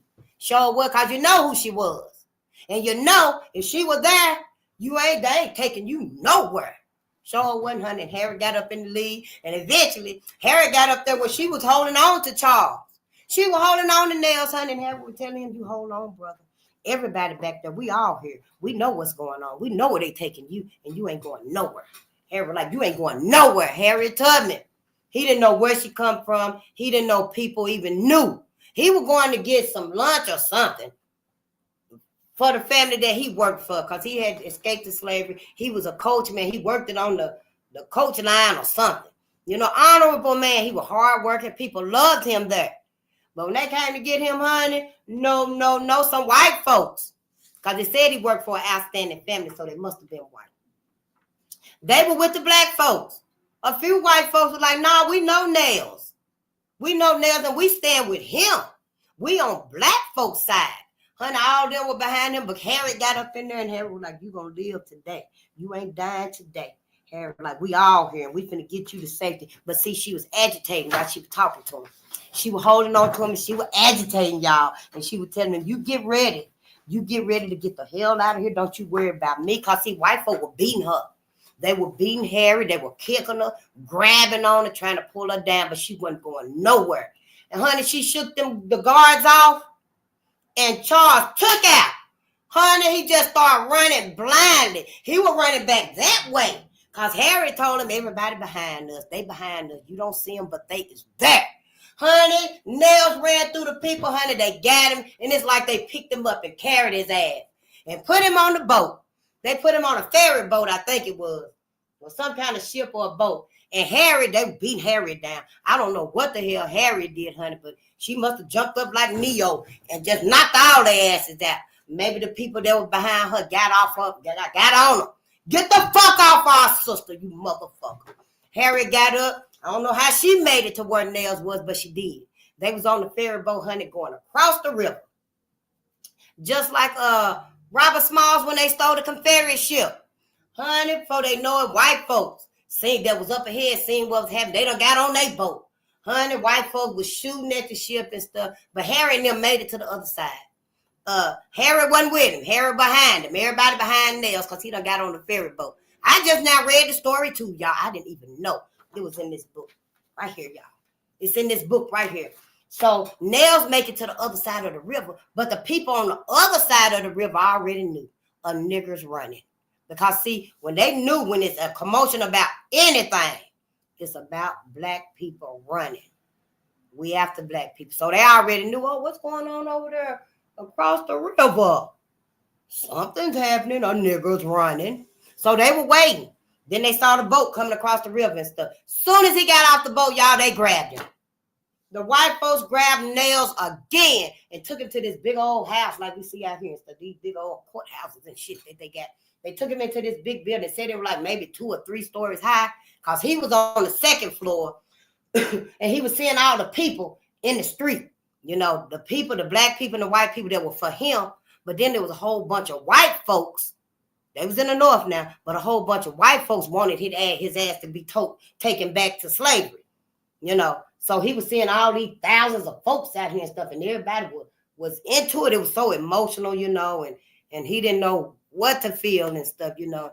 He was like, I know they probably ain't gonna make it to save me this time. They ain't gonna get me this time. But the people, when Harry and them made it across the river, cause yeah, they got in boats too. And they went across the river too. At first they were like, how we gonna find out where he at? But as soon as they got there, everybody was at the building. The few people that was in the area, they was at the building because they were like, oh yes, it's a commotion going on. They got that nigger. He's in the building right there. Oh yeah, they got him. He's not gonna get away. So you know, that's what was going on. So that's how Harry and them knew where he was at. So they went to the building. They went to the motherfucking building and jammed that motherfucker up. Now they had Charles on the 2nd floor. Nails was on the 2nd floor. Charles Nails, that was his name. Nailles. They had him on the 2nd floor. He looking down and stuff. But he don't know Harry and them done made it to the 2nd floor. They overtook the 2nd floor and stuff, honey. Yeah, then they made it upstairs and stuff.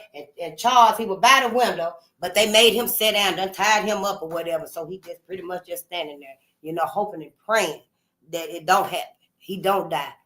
The sister, whoever she was, told him he was going to live today. Because Harry told him, you're going to live today. You ain't dying today. You're going to have your wife and some kids, and you're going to live free like you been. You know, he was like, I know they ain't going to make it this time. I know they ain't going to make it this time. Then all of a sudden, boom, boom, boom, boom. The door was kicked down, y'all. The door was kicked off the hinges. The door went blue. But the sheriff that was behind the door knew they were coming.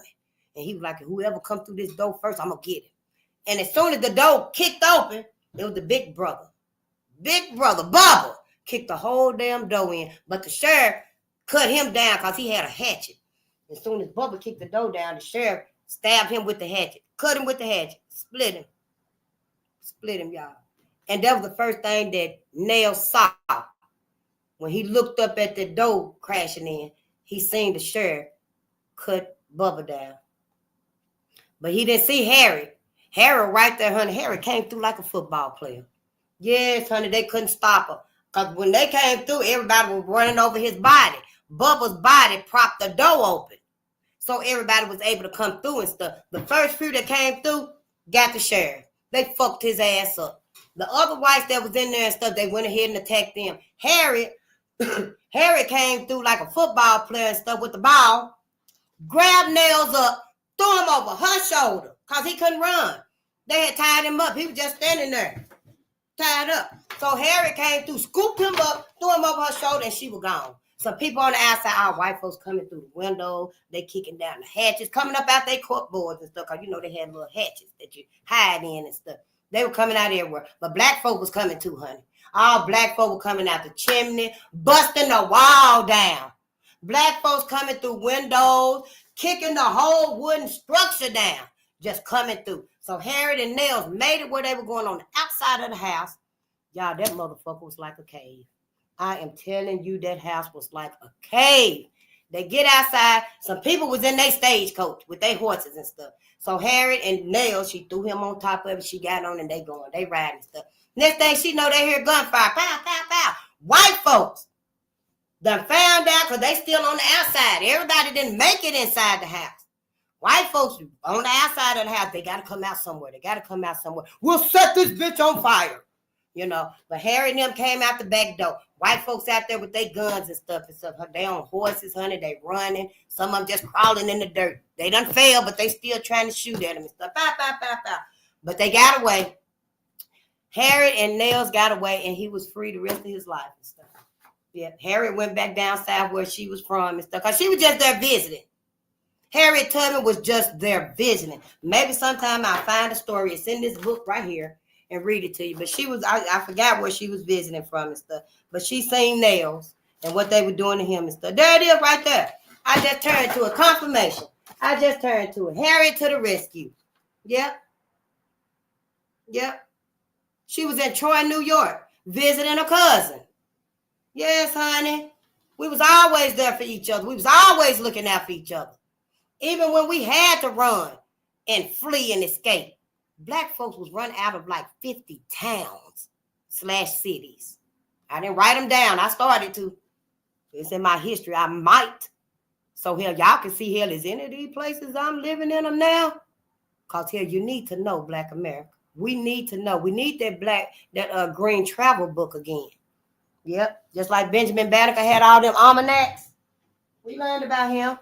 Yep. I got the almanacs too on I looked them up, but I don't know how to share them to this because they really not on YouTube, the ones I got. Maybe I can find them on YouTube and we can at least look at them, you know, and see what they were like and stuff. But yeah, Black people, we are so everything's about us. This whole New World Order, how things supposed to be, it's all about Black American stuff. You know, everybody, the whole world has given into the desires of white America. I don't know how else to put it here. If other folks want to, you know, be in competition with white America, be like, no, face, we all want to be like, you know, them, then hell, I guess it's them. But, you know, it's all against Black America. It's all against Black America, y'all. We just got to wake up. Look at all of this right here. I mean, Benjamin O. Davis, he won so many medals in the war, y'all. I mean, we can't even begin to imagine. George Washington carved 300 products from peanuts. I remember we used to bake peanuts when I was a little bitty girl. Just crack them and put them on a pan and put them in the oven. Man, they were so good. Coffee, ink, shampoo, soap. 100 uses for the sweet potato, y'all. You know, if you got a toothache or something like that and your tooth is swollen, juice some sweet potatoes. A good friend of mine told me that he had a real bad toothache and he just juiced some sweet potato because he don't eat meat either. You know, a friend I met just in passing. You know, good brother. And he was like, until he could make it to the dentist and stuff, you know, he finally got a dentist appointment, but he was hungry, so he just juiced him some sweet potato. The swelling went down, the pain eased up. But you know, if you got a toothache or something, you know, put your little piece of garlic on there. Just switch some garlic juice. Get you a spoon, squeeze the juice out of the garlic clove, and just squish your mouth in and spit it out. You know, so many wonderful things and stuff. Dr. Dr. Daniel Hale Williams. You remember he did the first heart transplant? Not the heart transplant, heart surgery. Open heart surgery. He had to cut open somebody's chest because they had been stabbed in the heart. Then nobody else even wanted to do it or attempt to do it. Honey, that Black man did. He sat and thought about it, and he found out a way. He knew. See, we critical thinkers, y'all. We are critical thinkers, honey, for life. For life. We don't create shit that's anti-life now. You find yourself creating something that's destructive and that's anti-life, then that's nothing spiritual. You know, that's demonic. You know, that anything that's anti-life, y'all, it ain't from us. It ain't from us. You know that. Just know that. But yeah, he was stabbed in the heart, honey. He cut him open and sewed up the heart. That man was working within the next few weeks. Lived a long life, probably had some more babies. Yep. Dr. Daniel Hale Williams. Dr. Charles Drew, he the one made it where plasma could be stored. Yep. Charles Drew. Dr. Charles Drew. A brother. They used it for the wars and stuff. And then white folks wouldn't even let him use his own invention. They didn't use it for black soldiers. It was only used for white soldiers. Ain't that something? And then when he was in an accident, he went to a conference. I read that him and a couple of others, brothers, experts, because they were experts in their field. We got so many experts, scientists, inventors, so many smart, intelligent, brilliant geniuses. White America don't want us to know none of that. And on their way back from the conference, it was a bad accident that I think was orchestrated. They had been following him. And he was hurt real bad. And the hospital they went to in the area wouldn't even let them treat him with his own invention to save his life. So, yeah, see, white America don't get to be excused this time. You cannot find it, no excuse, no reason to excuse white America unless you own white America's side. There is no excuse whatsoever unless you on the side of white America. You got to choose. Yeah, so, don't make this hard if you want to be here, if you need to be here. No, you ain't got to make this hard at all. There's plenty of other channels that's not even saying white America got to repent or repay. Go set your ass over there with them. Because at this point right here, honey, ain't no sugar spreading nowhere. You better get you some damn honey and drink some tea. Get you some honey and drink some tea. You don't want no plain water. You need a little flavor to it and stuff. Either throw you a clove in it, a bay leaf, a tea bag, or something. But Black America, we got to wake up. Elijah McCoy, the real McCoy. Yeah, that's like, if somebody wants the best when they working on tours and stuff, wrenches and stuff like that. You want the best there. That's Elijah McCoy, a black man, a brother. Robert Williams, he the one, the sugar man. Yeah, really sugar, really sweet. That's how I remember his name. We got to find a way to remember our names and stuff. Robert Purvis, that saved the 9,000 slaves. He got them to freedom. I remember that because of the Purge. The Purge killed 9,000 people. I think in that one movie, I seen the Purge. I only seen part one. But I was like, damn, they must have killed like 9,000 people during the Purge because they killed the whole city. They had 24 hours to kill whoever you want to. Fucked up, ain't it? But it was just a movie. I ain't even watched the other ones that came out because I was like, fuck that shit. If anything, they talking about black folks. I don't need to watch all of them. But that's how I remember his name. Robert Purvis. Some of it might be like, damn, why you got to think of it like that? Remember it however you can. So you can teach the story. See, you only teaching the story. I might teach you the technique I use to remember something, but you get your own technique. You use your own words. You formulate it how you need to. Charles Nails, the one that Harriet say, I remember him because she kept coming back to save him. They kept trying to nail it in. White folks just said, we're going to nail this home. We bringing him home. We're going to nail it home. Bring it in. But they stayed on it. And they didn't never let them get to him. That's how I remember that. It's just different ways that I try to remember.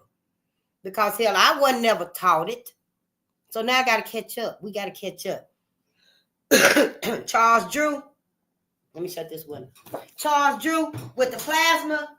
You can easily remember that. Because they draw blood. They draw the plasma out. We see all these damn plasma centers in here. Talking about, you can make $210 extra. Selling plasma. Yeah, I was going to do it too. It seemed like, yeah, you need to get you some groceries. Yeah, go and sell you some plasma. But then I was like, shit, hell. I couldn't do it anyway. But I seen one of my friends that had a hole in their arm. Because I go to food shelves and stuff like that, clothing shelves, and I be where we be at. Hell, I don't be out there no damn Macy's talking to who? Let's go to the Mall of America. For what? Oh, we going out to Walmart. We finna go shopping. You and who, honey? I be running in and out of Walmart. Yeah, I just be where I resonate, where my people at. I don't be with people that resonate and think like white folk. We gonna talk like white folk. We gonna eat like white folk. No. Well, you gonna do it by your damn self. Because I ain't damn. We not damned, y'all. We not. We got all the glory right here. The sun is here for you, Black America. Everybody get to enjoy it. Even white folks. It's burning the hell out of white folks, but they enjoy it. They keep taking their ass out there. You know, we just got to learn about us. We got on here, we got black cowboys and stuff, Bass Reeves, Bob Lemons, Stagecoach Mary, Bill Pickett Rodeo. We even got a black rodeo, y'all. Yep, we showed you. I want to go see it too, y'all. I want to see some black cowboys because I be damned. See? And I won't be damned, so I know it ain't gonna happen. If you come up in here and try to put on some westerns. Nope, I can't do it. Nope, nope, I cannot do it. I even tried to do it. I tried. But no, I can't sit up in here and look at Rock Hudson, whatever their name is, John Wayne. And no, I tried, but I can't do it in my house. I cannot sit up in here and look at Green Acres and the Waltons. No, them babies don't even get to watch Peppa Pig up in here. Nope. Lulu, what the little girl name? Little Coco Lemon, Lulu, something? No, not up in here and stuff. I'm not sorry. And you know, it's just so many of us. It's so many of us, y'all. I can't even go through them all. Joseph Cinque, he the one founded Chicago. Black man, Joseph Cinque. Yeah. No, that was John Baptiste. Joseph Cinque was the one that they captured the ship when they kidnapped them from Africa. Honey, they took over the ship and said, take me home. But, you know, white folks so sneaky and conniving and stuff. At nighttime, they just turned the ship back around the other way. They didn't end up where they wanted to, but they ended up in another place where white folks was at. Yeah. It's so many of them. I just write them on my book. And I write on everything. I write on a newspaper if I got to. Yep, the napkins that y'all use in the restaurants and stuff, I'm soon to be sitting down at the restaurant, at the table, taking notes on that piece of napkin. Yeah, why not? Why not? It's about us. It's about us. That's where my happiness, my joy come from. You know, we just got to find out what it is and stop misleading ourselves, stop dumbing ourselves down. That's why, yeah, I believe we are intentionally hurting us because we don't want white folks to hurt us no more. So let me hurt them. That's like when white folks used to say.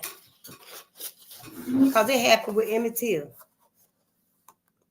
White folks used to make black folks go and, you know, beat each other and stuff. It happened. And I think I read with Emmett Till when they went and got Emmett Till and his Uncle Moses. His Uncle Moses said, I'll handle it. Because they said, you know, Carolyn Bryant said that he whistled at her, called her baby or something with her lying motherfucking ass. Emmett is not in hell with that woman. Not in heaven with that woman. Let's get that clear right now. Emmett Till is not in heaven with Carolyn Bryant. I know somebody said, no, because she in hell. This is hell right here. This is like a portion of hell. Depends on how you see it. Depending on how you see it. After this right here, we elevate. The ancestors take care of, the cosmos take care of us who have been anti-life. You can bet you that. Yeah, but no. Emmett Till and them is not in heaven with the ones that did those things to them. But what I was saying, y'all, back to the music, singing, it heals us. How your body reacts to singing. I just seen this like 2 weeks ago, a week ago. Your heart, when you sing in joyful or expressive songs, it can nourish your heart. It nourishes your heart. It balances your emotions, y'all, and it uplifts your spirit. When we sing in our music. Yeah. Can you imagine singing the Commodores? Show me a river that's so deep. Show me a mountain so high. Ooh, I can't wait to get my voice back. Because, see, I know you're looking. When he said, I know you're searching. I know you're searching for that love, a little peace, and understanding. See, it's about the joy. Our music.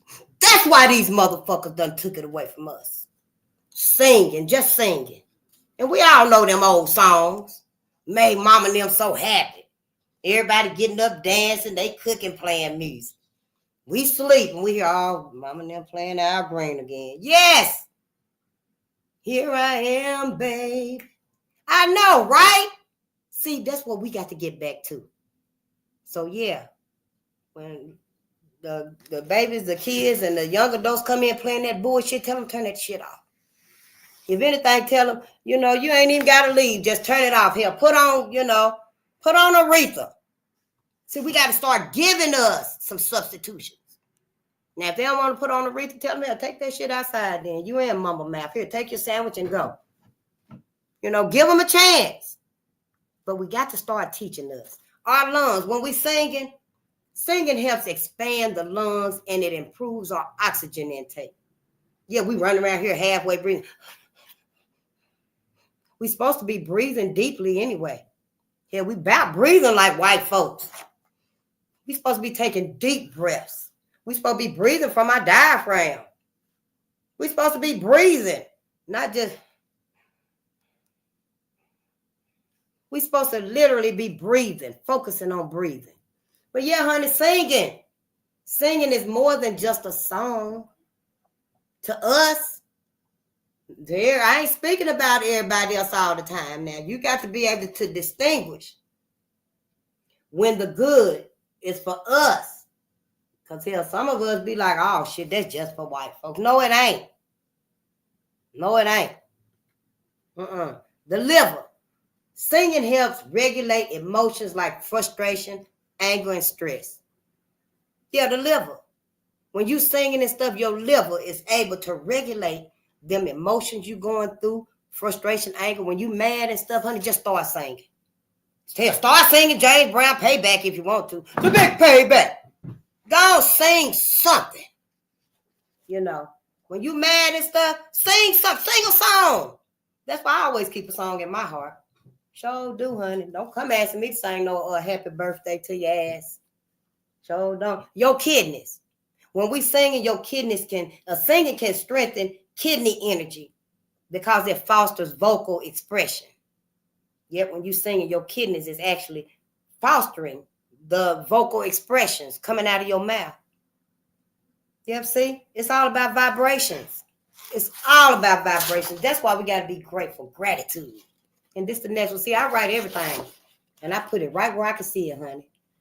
I sure do. Once I learn this, I probably keep it. But once I learn it, I'll put something else up there. Because it's about learning. There ain't no telling how long I'm going to keep it up there. Hell, maybe 3 weeks, maybe 3 years, if that's what it takes. But see, we just got to keep our eyes on the prize because everybody else is. Now, while you want to be grateful for anything. Just be grateful for something. Think of something right now to be grateful for. What you think about? I know, right? Yeah. But anyway, yeah, you didn't want to tell me, huh? But being grateful, y'all, it shields you from negativity. Yep. It shields you from negativity. I don't know if you were grateful for your paycheck, your lover, your brand new car. I don't know. Shit, you done won the lottery. You ain't told nobody about or something. What? Tell us. But whatever it is, it shields you from negativity because you're happy. You're so happy and joyful for whatever it is you just thought about. Yeah, I'm thinking about my paycheck. I'm waiting on that motherfucker right now. I sure am, even though it's already spoken for. It's already gone. But I know once it comes, see, I'll be able to do this. I'll be able to talk to y'all because when it do hit, I'm going to have to pay this service right here, see. Yeah, I'm going to have to pay to be able to do this right here. So, yeah, it shields you from negativity because you're happy, you're joyful. You got something to look forward to that's for you.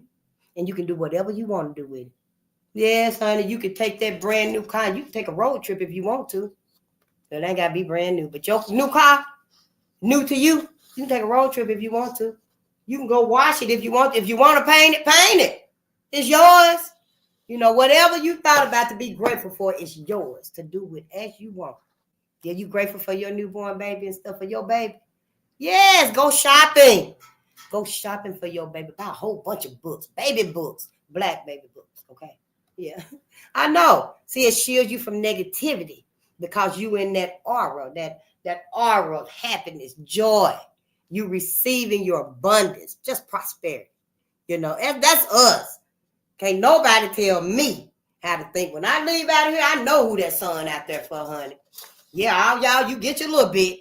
You get your little bit from the sun. Yeah, I want you to get your little bit here. Let me give you a little bit more, you know. But yeah, I know. We got to know these things. When you grateful, y'all, it makes you at least 25% happier. Now, I know I was already happy when I got up this morning. Shit, and then I was happier when I got on here and I ain't even seen y'all because I got my big screen on. But yeah, you know, so to know that I'm grateful, that's just added, you know, that's 25% more happiness. See, we make ourselves happy. We ain't got to have nobody to make us happy. I'm just happy when I knew y'all was here and stuff. As soon as I got up, I was like, I know people like, where the hell was Face last night? What the hell was Face the Nation doing last night? I was asleep. Shit, I was tired and cold. Yeah, but, you know, so yeah, but you make yourself happy. You know, and we are naturally happy to see each other. Yeah, you know, anywhere I be at and stuff, when I see sister, I love sister. I don't even be knowing who the hell they is. Some of them don't be knowing me, but when they see my face, they'll know me. You know, I had one sister told me, you ain't my sister. Sure did. You like, you ain't my sister. Oh, shit. I will see the next time because I was at the food shelf. The next time I seen her, just, sister, you got a cigarette? Oh, I think I gave her a cigarette and $1. Like, yeah, I thought, right? Yeah, I know. Being grateful rewires your brain. Because now, see, you ain't thinking about, dang, I got to pay this, I got to pay that. No, you thinking about now, I'm grateful for this, I'm grateful for that. Shit, fuck that job, fuck that bill. That shit gonna get paid here. Get on a payment plan, shit. Go ask the church. Go stand outside here and just be honest, shit. I need help with my $125 light bill. Shit. You know, just tell them it's specifically what you there for. Shit, you know. But yeah, we just gotta be loyal to us. That's it. Loyal to your people. When we loyal to our people, honey, nothing comes but abundance, prosperity, love, laughter. You know, that's it. Being grateful, it eliminates stress. It eliminates stress. What I got to be stressful about? What am I stressful about? And all this gratefulness I got. See, being grateful is an attitude. What I got on? I think I said that wrong.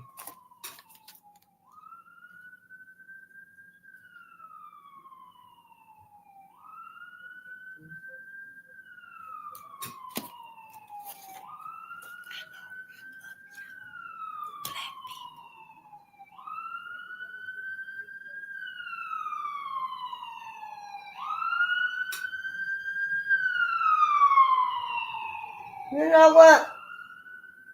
As long as it took that ambulance to make it from down there to down here, that's who need the flying vehicles. That's who need the flying vehicles is the emergency vehicles. Don't nobody need their ass up there driving. Nobody but the ambulance, the fire people, or however they're going to do that. I don't know, because that's some heavy-ass fire trucks.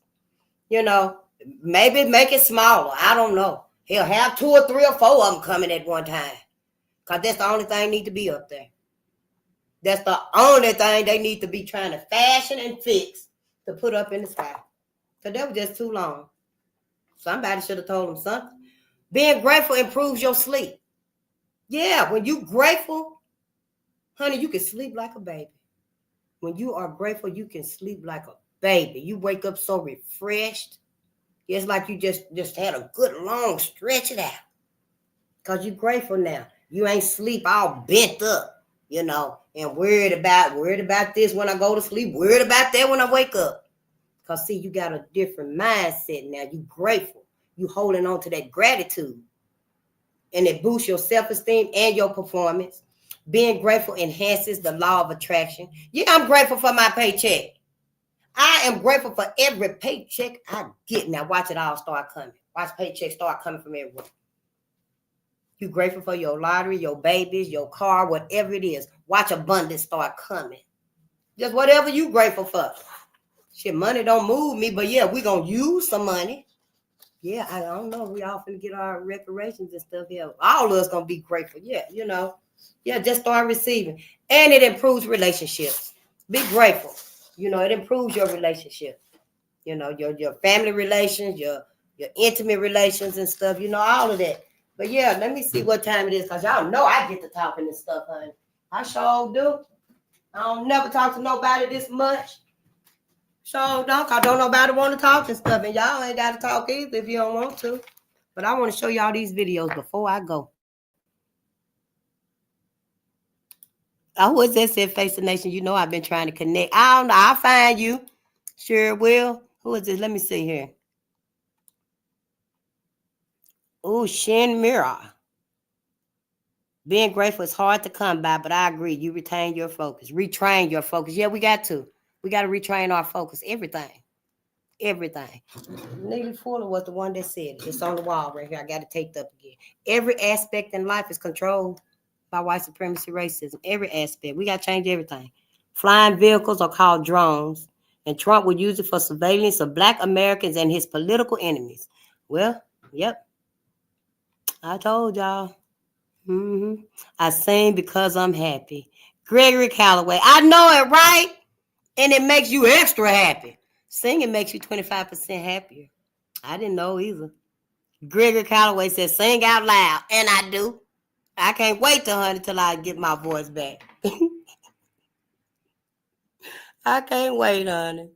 Sing a simple song. Yeah, I know. I love my music, though. I can't wait, honey. Yes. Let me show y'all what I was looking at earlier. Y'all, when I was telling y'all the other day about how our ancestors, everything that they created, we still using it today. I think I said something about it today. We still using their contributions today. How we still using their contributions today.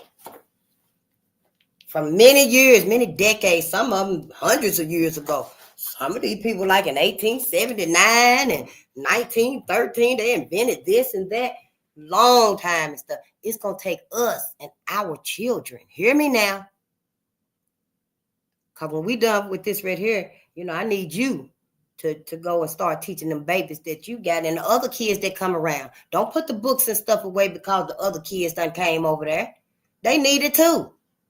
Now, you know Shaquille and them ain't at home doing this. So when whether it's your nieces and nephews or just babies in the neighborhood, other kids in the neighborhood, let them learn too. Because, see, it's them. We, Black America, we need their inventions, their creations, their ideas. We need their insight on the new world. See, they the ones going to have to live through the new world. We live through this world and what was behind. But see, they coming into the new world. They need to be able to think. We need to be able to open their minds, open their insight, their eyes, so they can see what's ahead. Because that's where our resources, our tools are going to come from. We're going to have to be our savior again.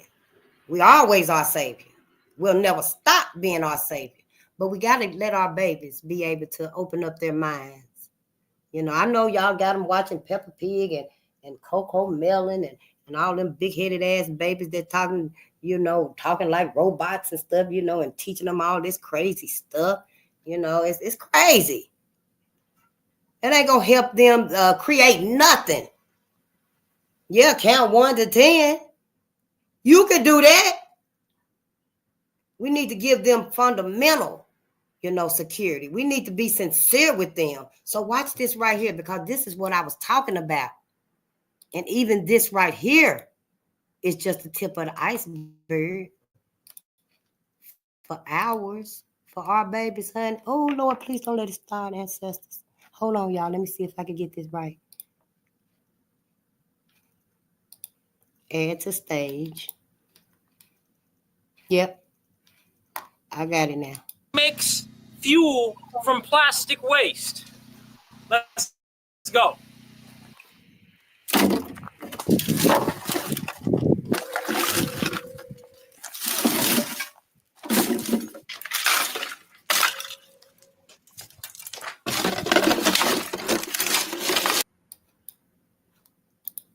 I want to come and tell y'all because I'm working with just one monitor.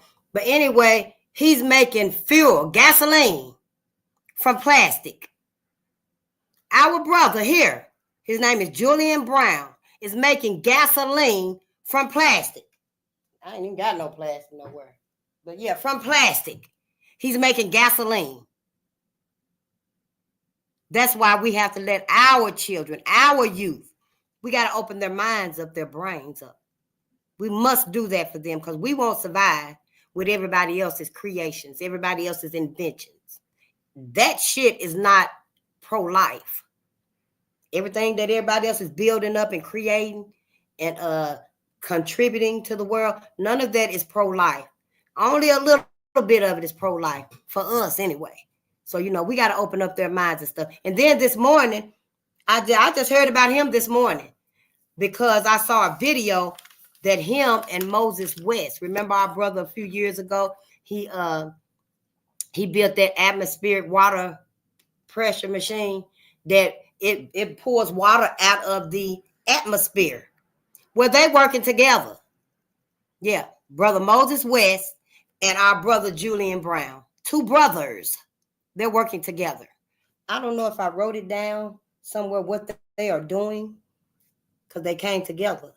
But yeah, we got to open the minds of our babies. We got to let them be able to create and explore about us, for us. So that means, Black America, yeah, you got to turn off all the white bullshit.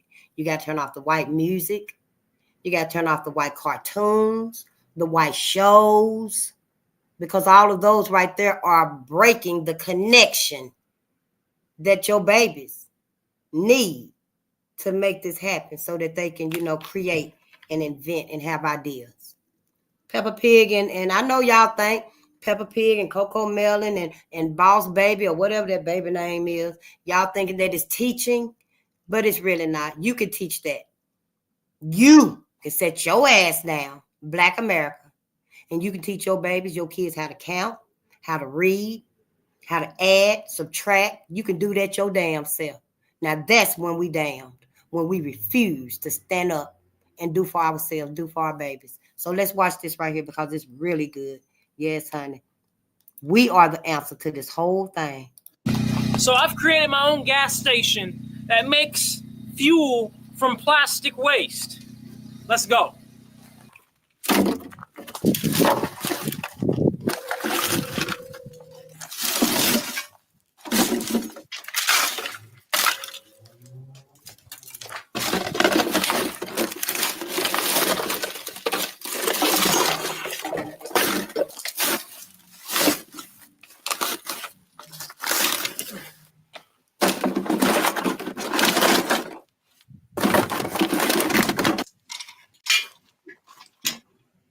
This our brother doing this, y'all.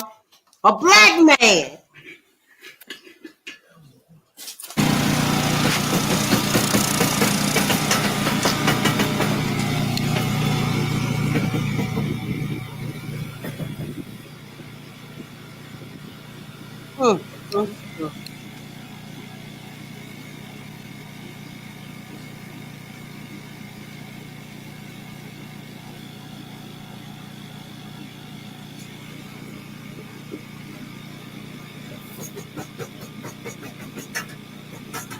It's working. Look how he got it set up.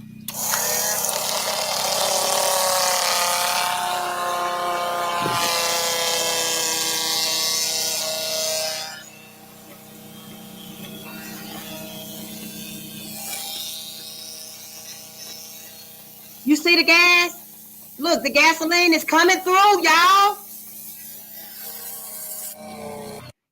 Making the switch to Shopify means designing an online store that expresses your brand your way. Choose from tons of free, no-code themes to get started quickly. With drag and drop editing and endless customizations, creating a one-of-a-kind shop.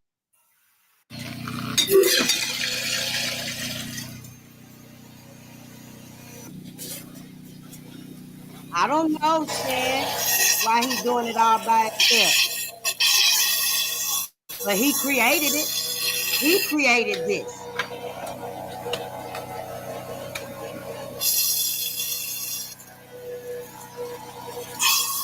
Yep, he created this himself. I imagine he knows how dangerous it is and the precautions he needs to take. His name is Julian Brown. So this is plastic crude oil. And as you can see, we have quite a bit of this plastic crude oil. But this itself is not fuel. Well, it can be fuel, but we need to refine it and clean it up. So let's do that. This is my refiner. We put the oil in here and it comes out as clean products. You know what he doing? My brother. Who needs some gas for that car? I mean, pulling water out the air, Moses West.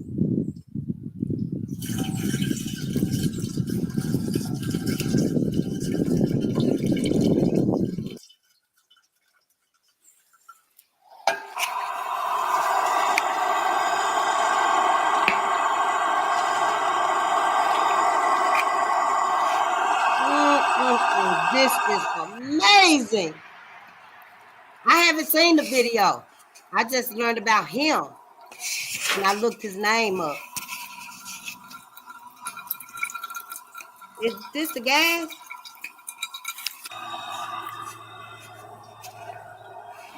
Why my video look like that? Plastiline. That's what he called it, plastiline. Because he made gasoline out of plastic. I gotta thank all the Patreon members, everybody who's donated to this project. If you want to donate, you can go to naturejab.com/donate. You can get some merch. I want to let everybody know you saw me loading in plastic, through the front of the machine, but soon, thanks to all your donations and help, I will have a new plastic shredder. You can see this right here. This shredder was very expensive, $3,000, but I want to appreciate all you because all of you have made this possible. So soon, we will get these efficiency numbers up and we will no longer be doing this the ghetto way. Thank you guys so much. Thank you all the Patreon members, everybody who's ever donated, super chats, live streams, cash apps, everything. I appreciate you guys. All right, we got a lot of upgrades to the plastic into fuel reactor. Let's start. Well, most obviously over here, what is this? BVV has given me a 40-foot stainless steel jacketed wart coil. That's right. So this is jacketed. Cold water runs on the outside. There's a coil on the inside that's cooled by that. And this is 40 foot of coil to allow better condensation of my petroleum vapors into oils. Now, also take a notice at, this keg is straight up and down. The keg used to be on its side. Well, yes, it is straight up and down now. This helps with the balance way better. If you noticed before, it was kind of tilting. So anyways, the vapors will go through this pipe, and this pipe is just a straight pipe going down. But since this pipe is just exposed to air like this, everything else is insulated, well, this pipe gets very hot and loses a lot of its heat. And so this acts as a big condenser, actually. So a lot of oils will actually condense on this pipe, but that doesn't get them all. The oils that don't condense through that pipe actually will condense on the walls of the keg because it's cold. And then those oils that don't condense out of there will then go into this cold 8-inch by 24-inch shotgun condenser, once again, from BVV. Wow. Thank you guys so much, Best Value Vax. Get your exactor equipment from them. Shop.bvv.com. It's amazing stuff. And so after it goes into this big 8-inch condenser, I noticed before that this still wasn't enough. There would still be some water and moisture and oils left in my vapors. So I reached out to VBV and I was like, guys, you guys got something I can do to get even more surface area? And then they hooked me up with this coil. So this coil does the trick. The rest of the vapors are going to go through all of this. Now, all this is happening under vacuum, remember? So they go through all of this, and then they reach this section here where if there are any type of oils that condense out of this or anything, it's going to fall down here. And I've ran this machine many, many times. I've never actually seen any type of thing happen. But you do kind of see a little bit of wax that did finally come out, just a little bit. And that's the only bit of oil I ever seen. And any oil that falls into this, there'll be so little, but we'll be able to see it through all these glasses, and I can just open this valve up at the end of the machine to get it to fall into the keg. The next update or upgrade is this right here. This is a 6-foot filter column for my plastic made natural gas, or as I call it, unnatural gas. So this column is 6 foot of activated alumina, activated carbon, bentonite, and at the very top here, just some molecular sieves. And the idea of this is to get all the moisture out as possible, and also to catalytically react with anything and absorb anything that could be really toxic in the plastic made natural gas. So for example, if there was benzene in there, the activated carbon would get it. If there was any type of sulfur dioxide for some reason, even though plastic doesn't have sulfur, the activated carbon would get it. So anything nasty gets caught. Then it goes into this system right here, and this is another water filter, oil filter, molecular sieve beads. I've actually ran this machine a few times, and you see these molecular sieve beads. They turn gray when they're full. They're still blue. So all this, all these condensing upgrades and filter upgrades have been helping immensely, because those things used to go gray after every single run. So we're barely getting moisture ending up in the tanks now, which is great for safety, right? The last upgrade I've done is I've added this system. So with the keg standing up now, well, I had it on its side so I could open up at the bottom to get oil to fall out with the valve. You remember that? Well, that's ghetto, and I'm done with that. Now we actually have a proper pump system. So there's actually, I made my own gas line in a way. So there's a pipe that's underground, running underground, comes up, boom, and then it goes into a pump. The pump goes into here, and then it can come out in a proper fuel nozzle pump. Unfortunately, my pump broke. I had this other pump. This pump's not strong enough to pull everything through. So I got to get a new pump. I only was able to test it once, but I did make a short of it. Everything looks so cool. So that's amazing, and we got this. So those are all the upgrades to the machine. And you guys already know from your boy Nature Jab, I'm always upgrading. You can just go 2 videos ahead from this video, and I promise you there'll be even more upgrades. I am always innovating. So that's the machine. Here on this scale, I have 4 pounds or 2.1 kilos. Hold on. Before you pay for yet another app to manage your team, let me introduce you to Connect Team, the one platform that replaces all of these. Of LDPE, low density polyethylene, inside these trash bags. Now, all of this fit inside of this 55-gallon drum. So guys, when I tell you we need to shred the plastic to get the most efficiency, it's no cap, it's no lie, it's just straight facts, because we could probably fit up to 30 pounds of shredded plastic in there, but I promise you, we'll barely be able to fit all this in the bloody machine. So anyways, we're going to just put LDPE plastic bags inside of this machine. That way we can do our first ever LDPE analysis run. So let's do it.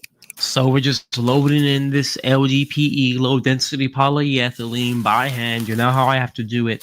And for those of you wondering where the analysis of the HDPE is, it's definitely on the way. The professor just got the package and has done the analysis. So he's currently just working on getting the data compiled. So we'll have those results come back very soon. So it's perfect timing. By the time we get those results, we'll have these sent out to him. And we'll just have a little assembly line, I guess. And I'll get the next samples. What should we do next, guys? Comment below. What type of plastic should I do next? Should we do polypropylene, polyethyl terephthalate, PET, which are like water bottles, or styrofoam? I'll let you guys decide what we do next.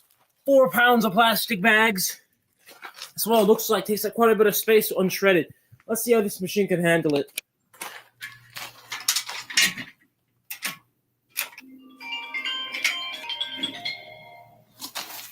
Turn it on. Oh. After pulling a decent vacuum on the machine, we go ahead and get it started. So an hour into the run, the temps are looking okay. What's happening is I only have 5 out of my 6 magnetrons on. The front magnetron is not functional right now. I had to end up replacing it, which I did later. So that kept the temperatures pretty cool, but we did get some oil coming out. This run is not for efficiency or anything like that. It's purely just to collect this sample. About 3 hours in, you know the machine's hot when you can do this. Take a bottle of water, turn that thing into steam on contact.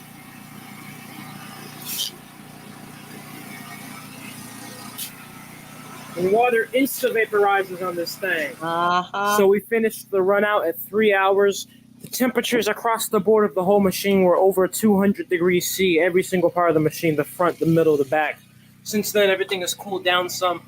A protocol I do nowadays is after I turn off all the power, I let the recovery pump run for another like 10, 15 minutes just to get out as many of the vapors as we can, the extra vapors, that is.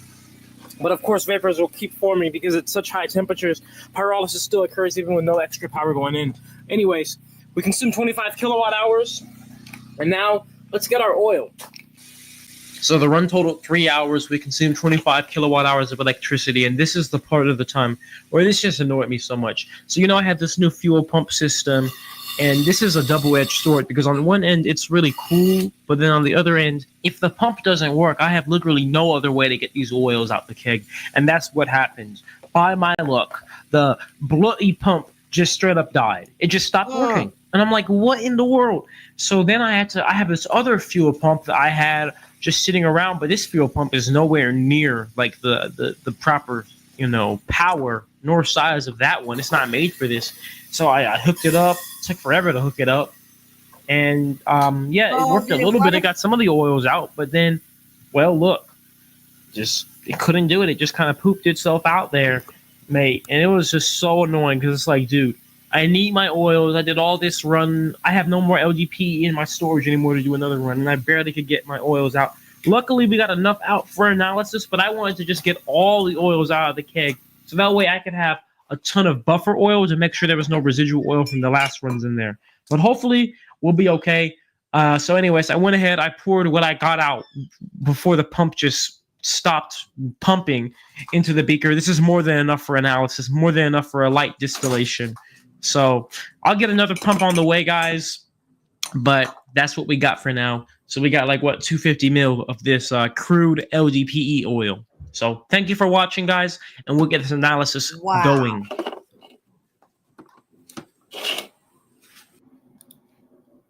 HoneyBook keeps your proposals, contracts, invoices, and payments all in one place. My name is Laura. And that is why I say that, yes, we must. We have no choice. We must help our children. We must help them and guide them and teach them so that they can reach their greatest potentials too now.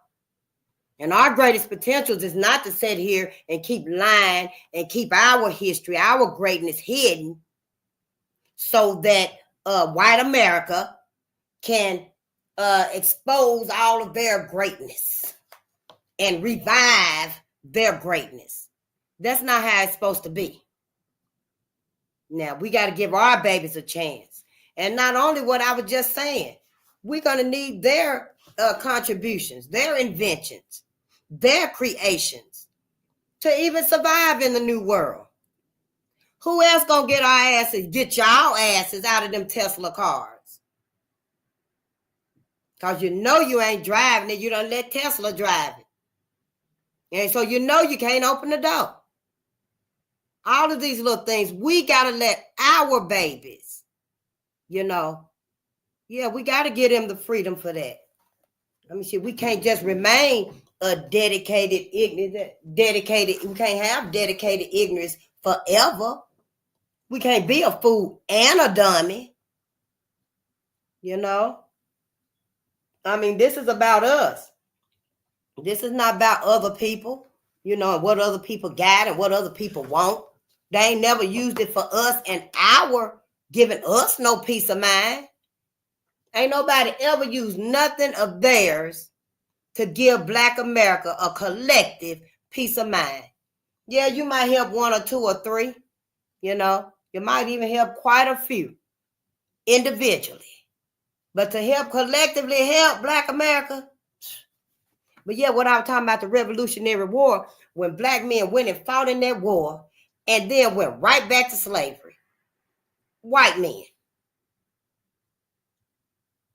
Put them right back in chains. Oliver Cromwell. He was a brave soldier, y'all. And this happened on Christmas night. Probably when Robert Smalls and them stole that Confederate ship. They stole the boat.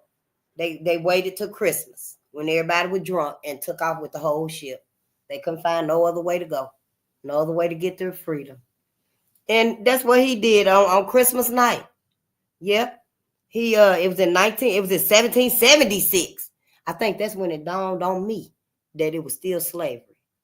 Because I'm not even familiar with the Revolutionary War, 1 or 2, none of them. No, and the little scant that I probably did get in school didn't have no interest to me. Didn't have no interest to me. I guess I just figured, hell, we wasn't in it. We wasn't free. I don't know what the thought goes through our minds that, it just didn't resonate, at that time. But on Christmas night in 1776, he crossed the Delaware River in a surprise attack on British troops. Yep, he lived to be 100 years old. They paid him $96 a year for his pension. $96 a year was his pension. And then there was William Flora. He held off the British troops at the Battle of Great Bridge by himself. Yeah, William Flora did by himself. You remember that movie? What was it called? Flora's Boys or something? Miss Flora or something. That's kind of how you can remember his name. A lot of those with the name William just remember like that one movie that I never seen or something called Will I Am. William is fairly easy though. We just got to start thinking of ways that we can remember this.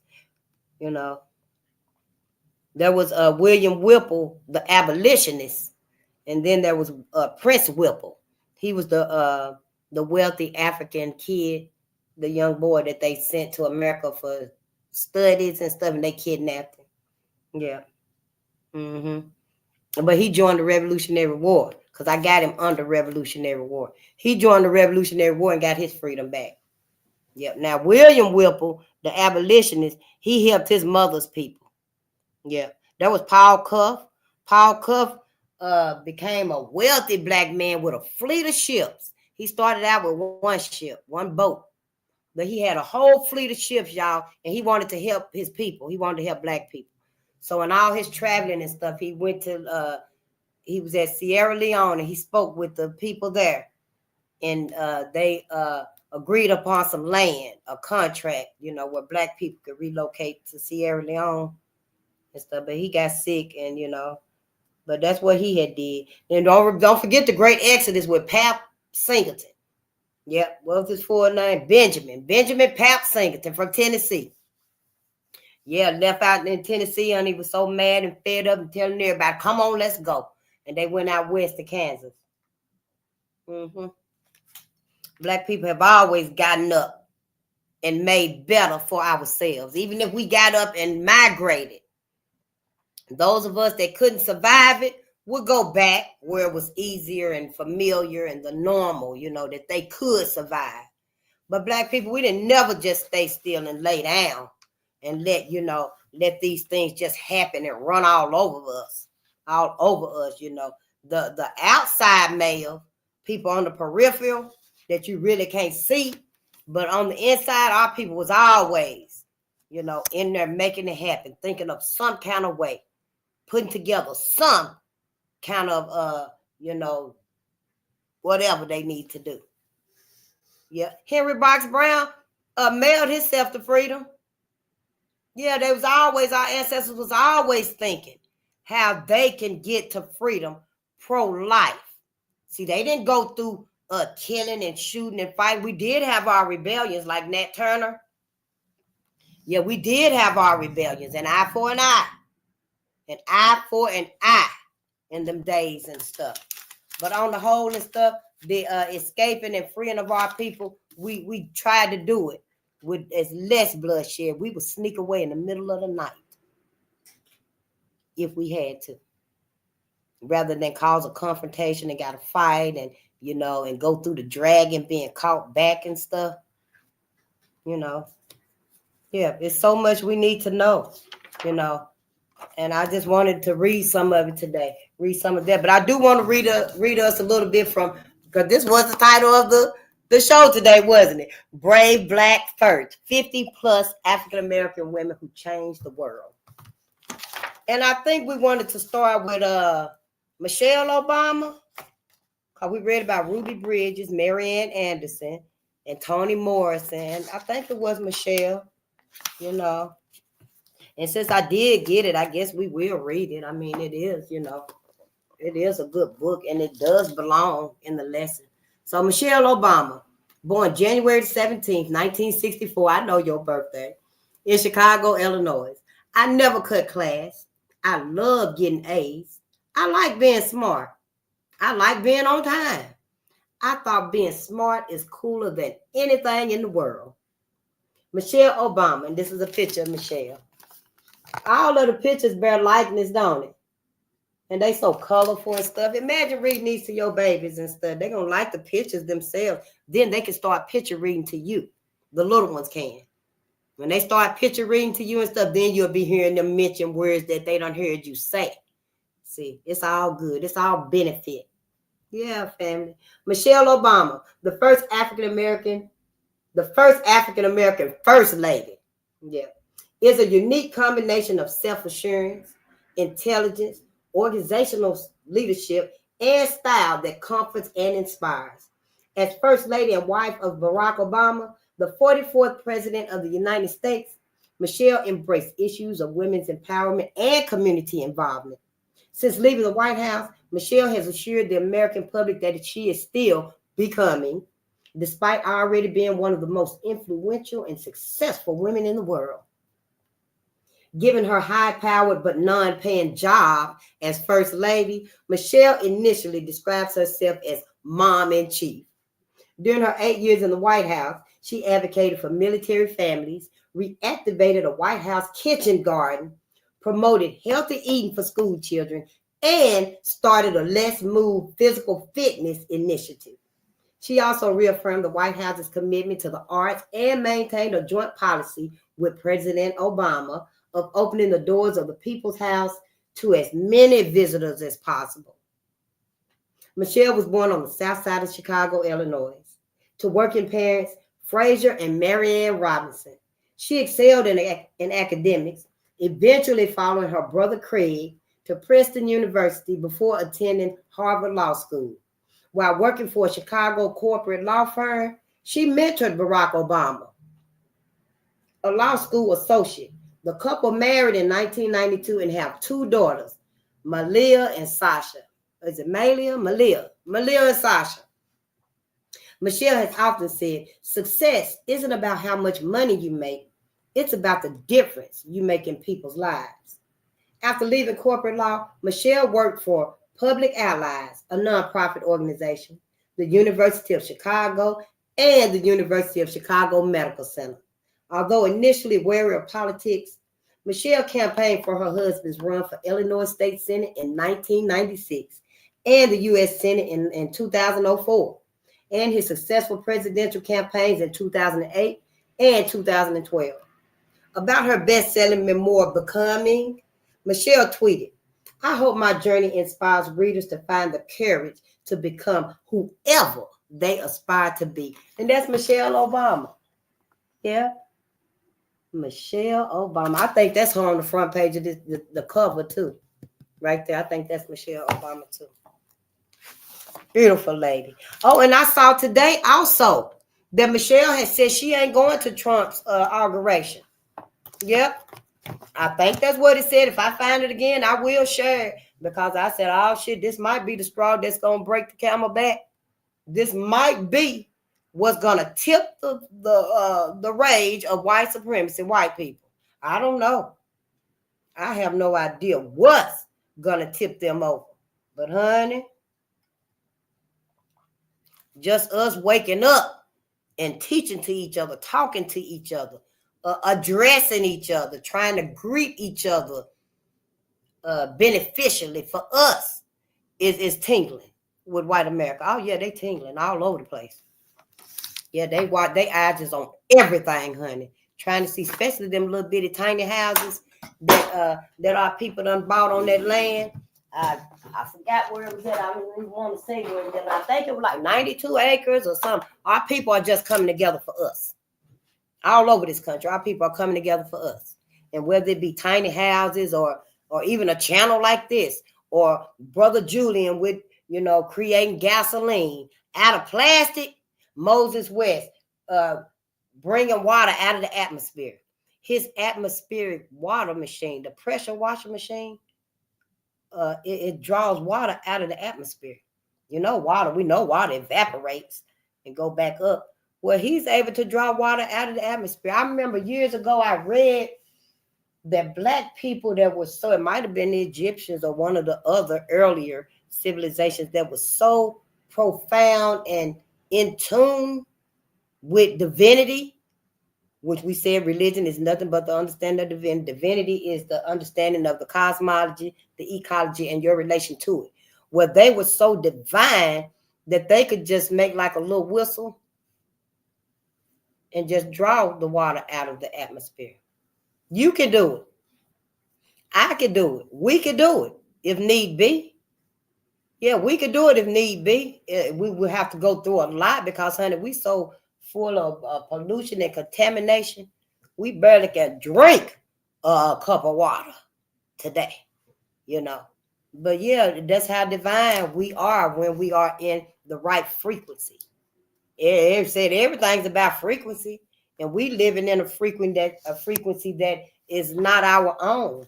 We are all living and operating. We vibrating in a frequency that's not ours. No, Black America. No, this ain't our frequency right here. This is white America's frequency right here. And you better be worrying about, is it trying to rev up again? I didn't know none of this either. I sure didn't. And religion, for all the benefit that we have gotten out of it, it meant something different then. Our pastors, in my opinion, our pastors then, they meant they were sincere with us. Yeah, they didn't try to sway us to forgive and forget and, and just fortune on. Forgive, forget, and fortune on. No, this is not about fame and fortune. This is about our future, real life, our children, our lineage. This is about our lineage, the lineage of Black people. Right here, specifically Black America. Do y'all not want to live no more? Y'all want to die? You want to be exterminated? And then the whole world going to blow up. Then what? So yeah, so let's not just be in vain. Let's not just be because. Because we here for now. It's going to happen. We're going to die sometime. Yeah, everybody's going to die sometime. But we don't want it to be no horrific, traumatizing, unnecessary. See, all of this right here wasn't even necessary. During these times right here, let me just open up a page and see what year. Well, that right there is talking about 1919. 1917. Then, in 1917, the Mississippi floods. Was it 1917 and 1927 or 1917, 1912? Well, it was the Mississippi floods. And white people, honey, were making Black people lay down because the sandbags washed away. All the sandbags washed away. Some of them busted. And don't you know, white people at gunpoint. This right here is 1943. Yep, the Detroit riot. Don't you know, anyway, white people, honey, with guns, by gun force, made Black people lay your ass down at sandbags and stop the water. Yeah, I just heard about it too on that one channel on YouTube. Then with the Black people that had died, Black men that had died, oh, they cut their body open. Cut their body open, filled it with sand, and used it as sandbags. Just stacking them up to stop the water from washing the land away, the crops and stuff. Just evil. How the fuck can you be so evil? Just demonic, cannibalistic. Ain't no animal, no cosmic made animal, cosmic created animal on this planet is more horrific and demonic than y'all have shown us y'all can be. And this is my opinion. This is my opinion. I don't know how the rest of Black America feel about it. I sure don't, but honey, the things I'm reading in the pages of these books that y'all wrote, white America wrote these. White America wrote these books. Some of the stuff you didn't tell what you literally did. Some of these things you didn't tell. Y'all didn't tell that some people ate them organs that they cut out of them black men. Yeah, they ate that heart, that stomach, them intestines, and just fill the body up. See, once you read what it can do, what it have done, it ain't nothing your mind to be like, nah, that's impossible. They wouldn't do that shit. Stop lying to yourself, Black America. And white America, y'all need to stop lying to us too. Stop lying to us and stop acting like you human. You're one of us. You humane. Because you've shown quite clearly you're not. It's just a matter of time, in my opinion. It's just a sweet matter of time. Gonna be sour for everybody. That you show who you really are again. Why? Because of the very reason that Black America ain't thinking about your ass no more. Black America was ready to get away and from under you now. That's when all the rage comes out. So, white America, quit lying to us. White women, quit lying. It's your sons that's ready to do it. Your husband, them your brothers. Them your brothers when Trump won that said, oh yeah, we finna save America now. White America is on now. Them were your brothers that was out there saying that.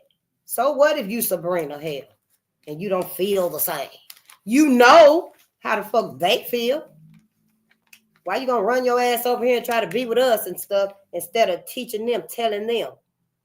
If he is gonna come over here with us, hell, at least tell us, stay the hell away from my people. We'll kill all of you. We changing like we used to be. We ain't never changed. Why not just be sincere with us? That's what I'm saying. Shit, don't keep insulting our intelligence. And Black America, quit letting them do it. Shit, here, you Black America, you finna find out it was some of yours that was slaughtered and stuff. Go on and ask your elders about it.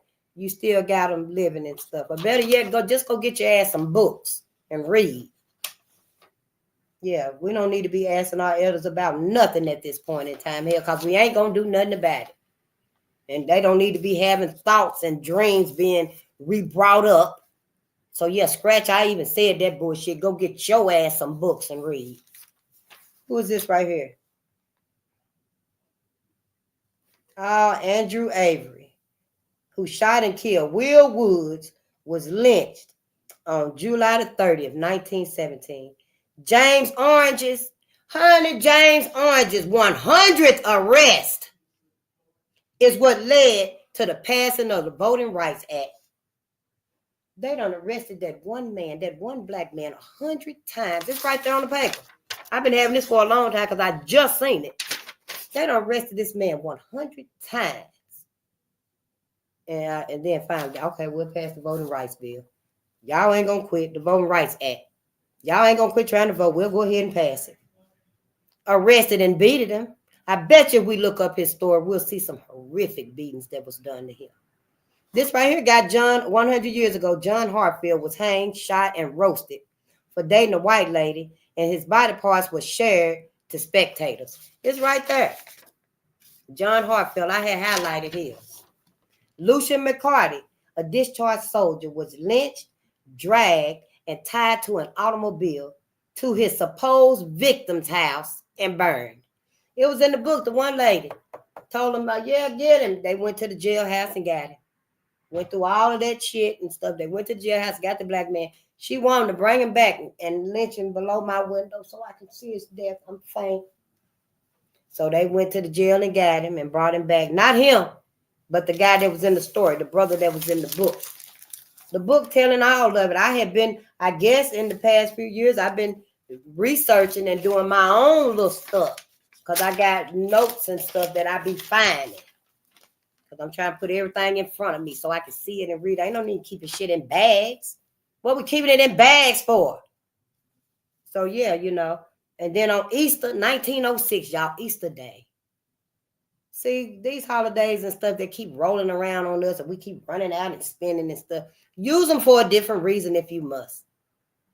Use them for a different reason if you must. When that holiday come around and, instead of going spending all your money and going out buying your whole new outfit and stuff for one day, just cook your damn self or cook your, oh, I'm so sorry, we not damn. Cook yourself a good meal. Cook your family a good meal. and just sit down and eat and watching some black media, watching some black movies.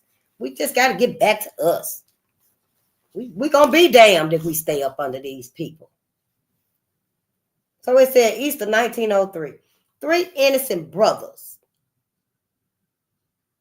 Will Allen, Fred Coker, Coker, and Horace Duncan, Horace Duncan, Horace Duncan, were lynched, burned, and dismembered, leading to the exodus of black people from Springfield. It's another story we got to learn about. Brutal police lynching of Negro veteran John Derrick. I mean, it's so much. Even in 1981, I was almost 10. The Klan members launched a failed attempt to conquer the island of Dominica. See, they ass is way out there in the world with the same mentality. In 1915, near Atlanta, Georgia, Colonel William J. Simmons. Oh, hell, that's who we learned about in the book.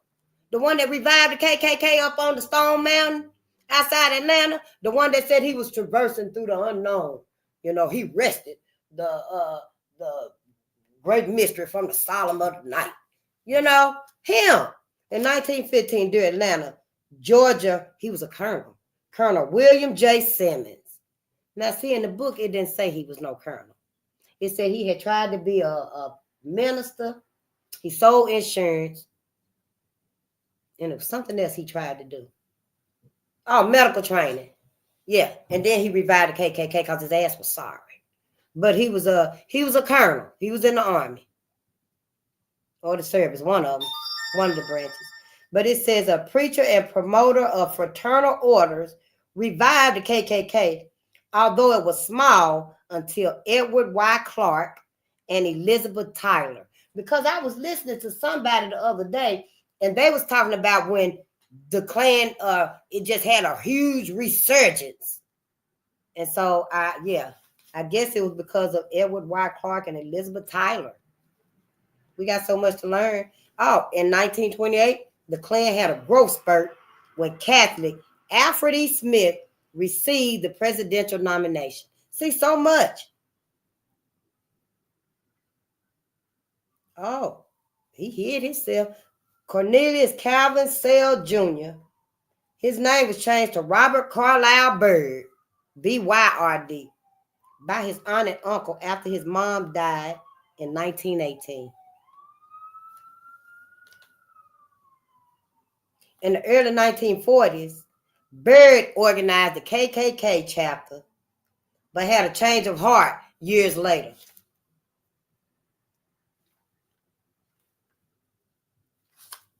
Follow these men and see. Follow these men and see what's up. Remember I was telling y'all about Vertus Hardiman, that the white people went to the community and said, oh, black parents, your child's got wingworms and we want to treat them. Can you sign this? And black people signed it. And what they were doing was really radiating black kids with radiation. They were doing some experiment or something on to see how it do the body, how long they live, and how it affect their learning, I guess, because they was in school. They weren't like 5 years old. Well, see, I had took notes on that too. But see, I remembered his story because for one, it was exceptional too. All of them are. But I remember his story because I remember when I used to sneak in them clubs and stuff when I was a young girl. That's how I ended up a teenage mother. And I used to sneak in them clubs and stuff. And we used to say something about a hole in your head. Everybody be dancing and stuff, and the spotlight be on and stuff, you know. And everybody saying you need a something like you need a hole in your head. I don't rightly remember what we needed, but I remember that saying.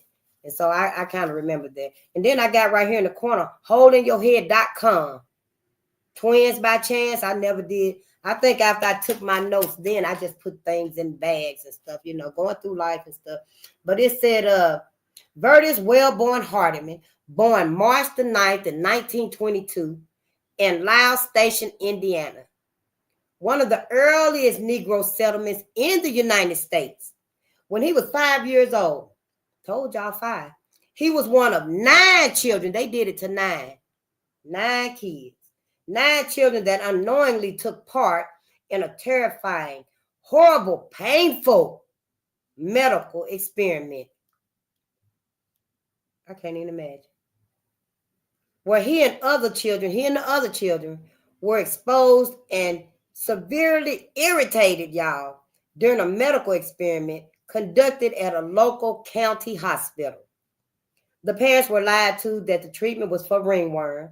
At the time, many human radiation experiments were conducted on African Americans, and they were funded by the United States Department of Defense and the United States Atomic Energy Commission. The experiments included feeding radioactive food to the disabled children, inserting radium rods into school children, injecting pregnant women and babies with radioactive chemicals. The studies were classified until 1986. They hid it until 1986 when they were released in the report entitled America Nuclear Guinea Pigs, 3 decades of radiation experiments. And on the sidelines, I got right here, Gibson County, Joshua and Sanford Lyles, freed slaves from Tennessee, established in 1840. Gibson County, Tennessee.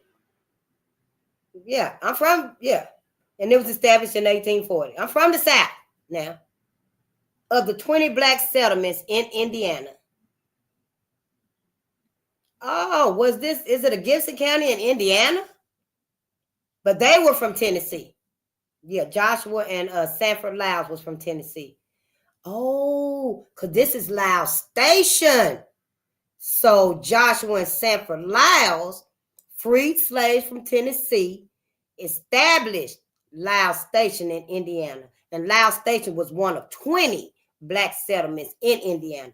Okay, I don't know when I did this. When we do this, we need to start writing the date and wherever we got it from. But at least we know we can go look up America Nuclear Guinea Pigs, 3 decades of radiation experiments, and I am. And then I got left with progressive necrosis. Oh, Vertius. Vertius was left with progressive necrosis, necrosis, necrosis of the scalp. Because you know I told you it ate his whole scalp up, y'all. You can set both of the baby's fists off in there because the baby got small hands. That's how much of his scalp it ate off. It ate it out. All of that. It ate it out. After an experiment of radiation. In 1927, Lyles Station experiment. 1951, similar experiments on the 100,000 Sephardic Jewish kids refuged from Morocco. And that's SEPHARDIC, Sephardic Jewish kids refuged from Morocco. So did the kids come here to be rescued? They needed to come here for asylum? See, that's another lesson. It was in 1951 to learn. In 1960s, radiation experiments at what's now University of Cincinnati.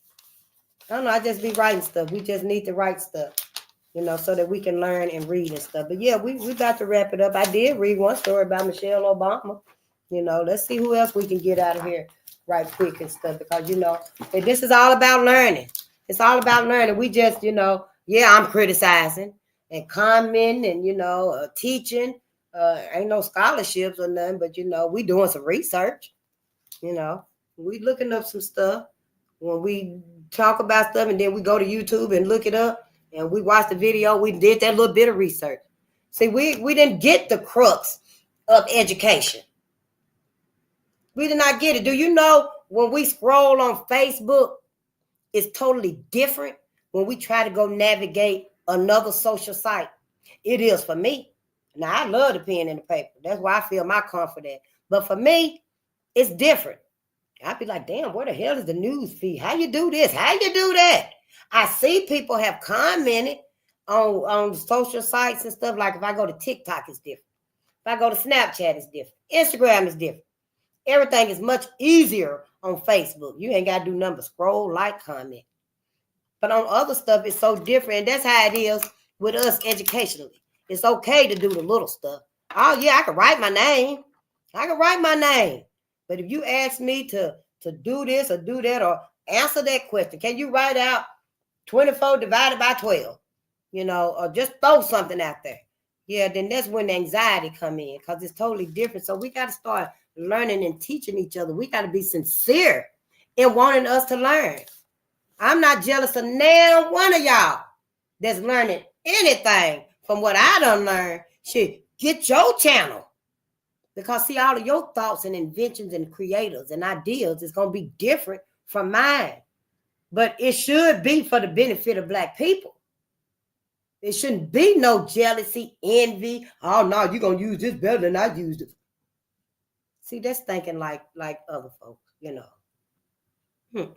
We did not build up Black Wall Streets thinking like that. We are not going to build us up thinking like that.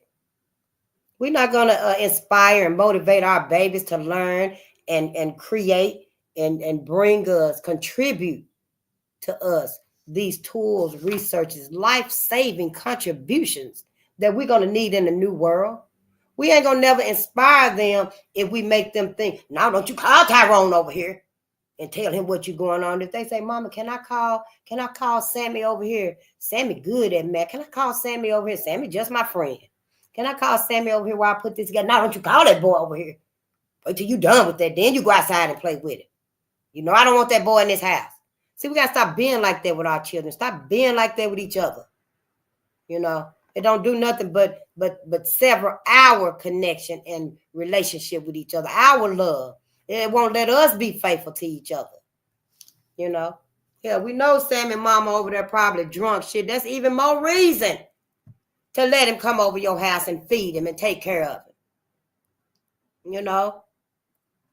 So now we're going to learn about Soldier the Truth.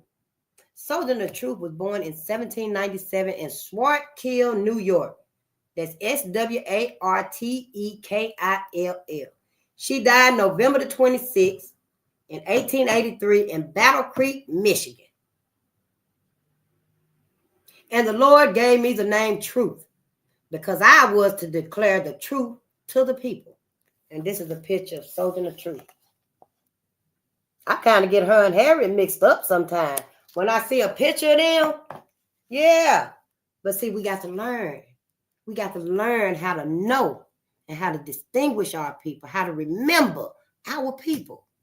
Ain't that something? It's like, how you going to forget your grandmama? I didn't forget her. I just forgot I can't recognize her. You put her and all the other grandmamas together. I can't, which one is my grandma? I just get calling everybody, grandmama, But yeah, we need to learn, y'all. It's okay to help us learn. Shit, we at the end now. We ain't got to be scared of white folks no more. What they going to do, I wish your ass would. Shit,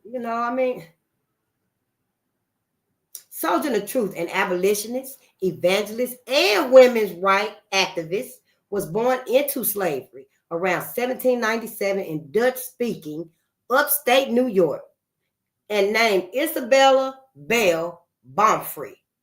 That's what she was named, Isabella Baumfree, Baumfree.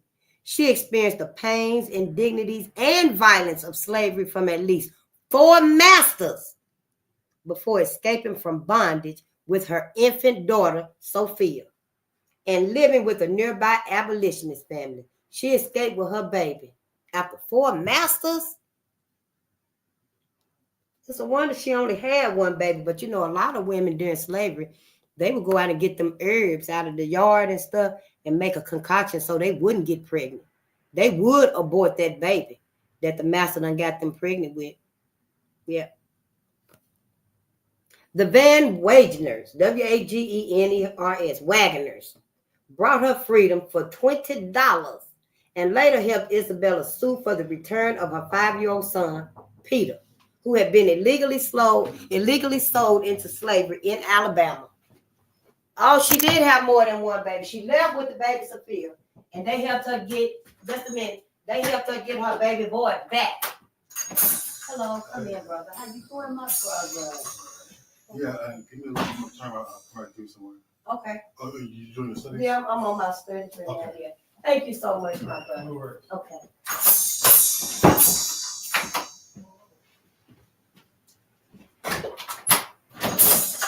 You got any tips for you? Oh, no, I'm going to use room for that much.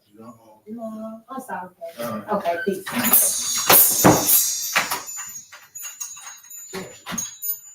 I don't even want to cook that much. For that matter, shit, I ain't ate yet. No, I ain't ate yet. I try to eat after lunchtime, just trying to, readapt, just trying to adapt to things. So we got to start changing everything. I don't wake up and just eat no more breakfast and stuff,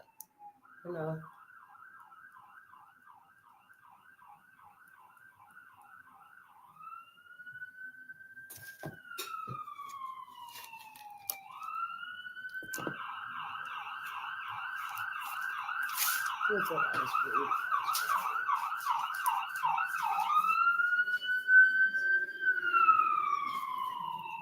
I was actually taking some notes. Was it last night or this morning or something? I went right to sleep last night, so it must not been last night. That when you don't eat and your body is hungry, don't worry about it. Just sip your little water, because your body, when you hungry, your body is actually eating itself. It's eating I wrote it down. Yeah. When you fast more than 24 hours, at that 24-hour mark, the human body and it's hungry and it eats off of itself, and it does like a cleaning process.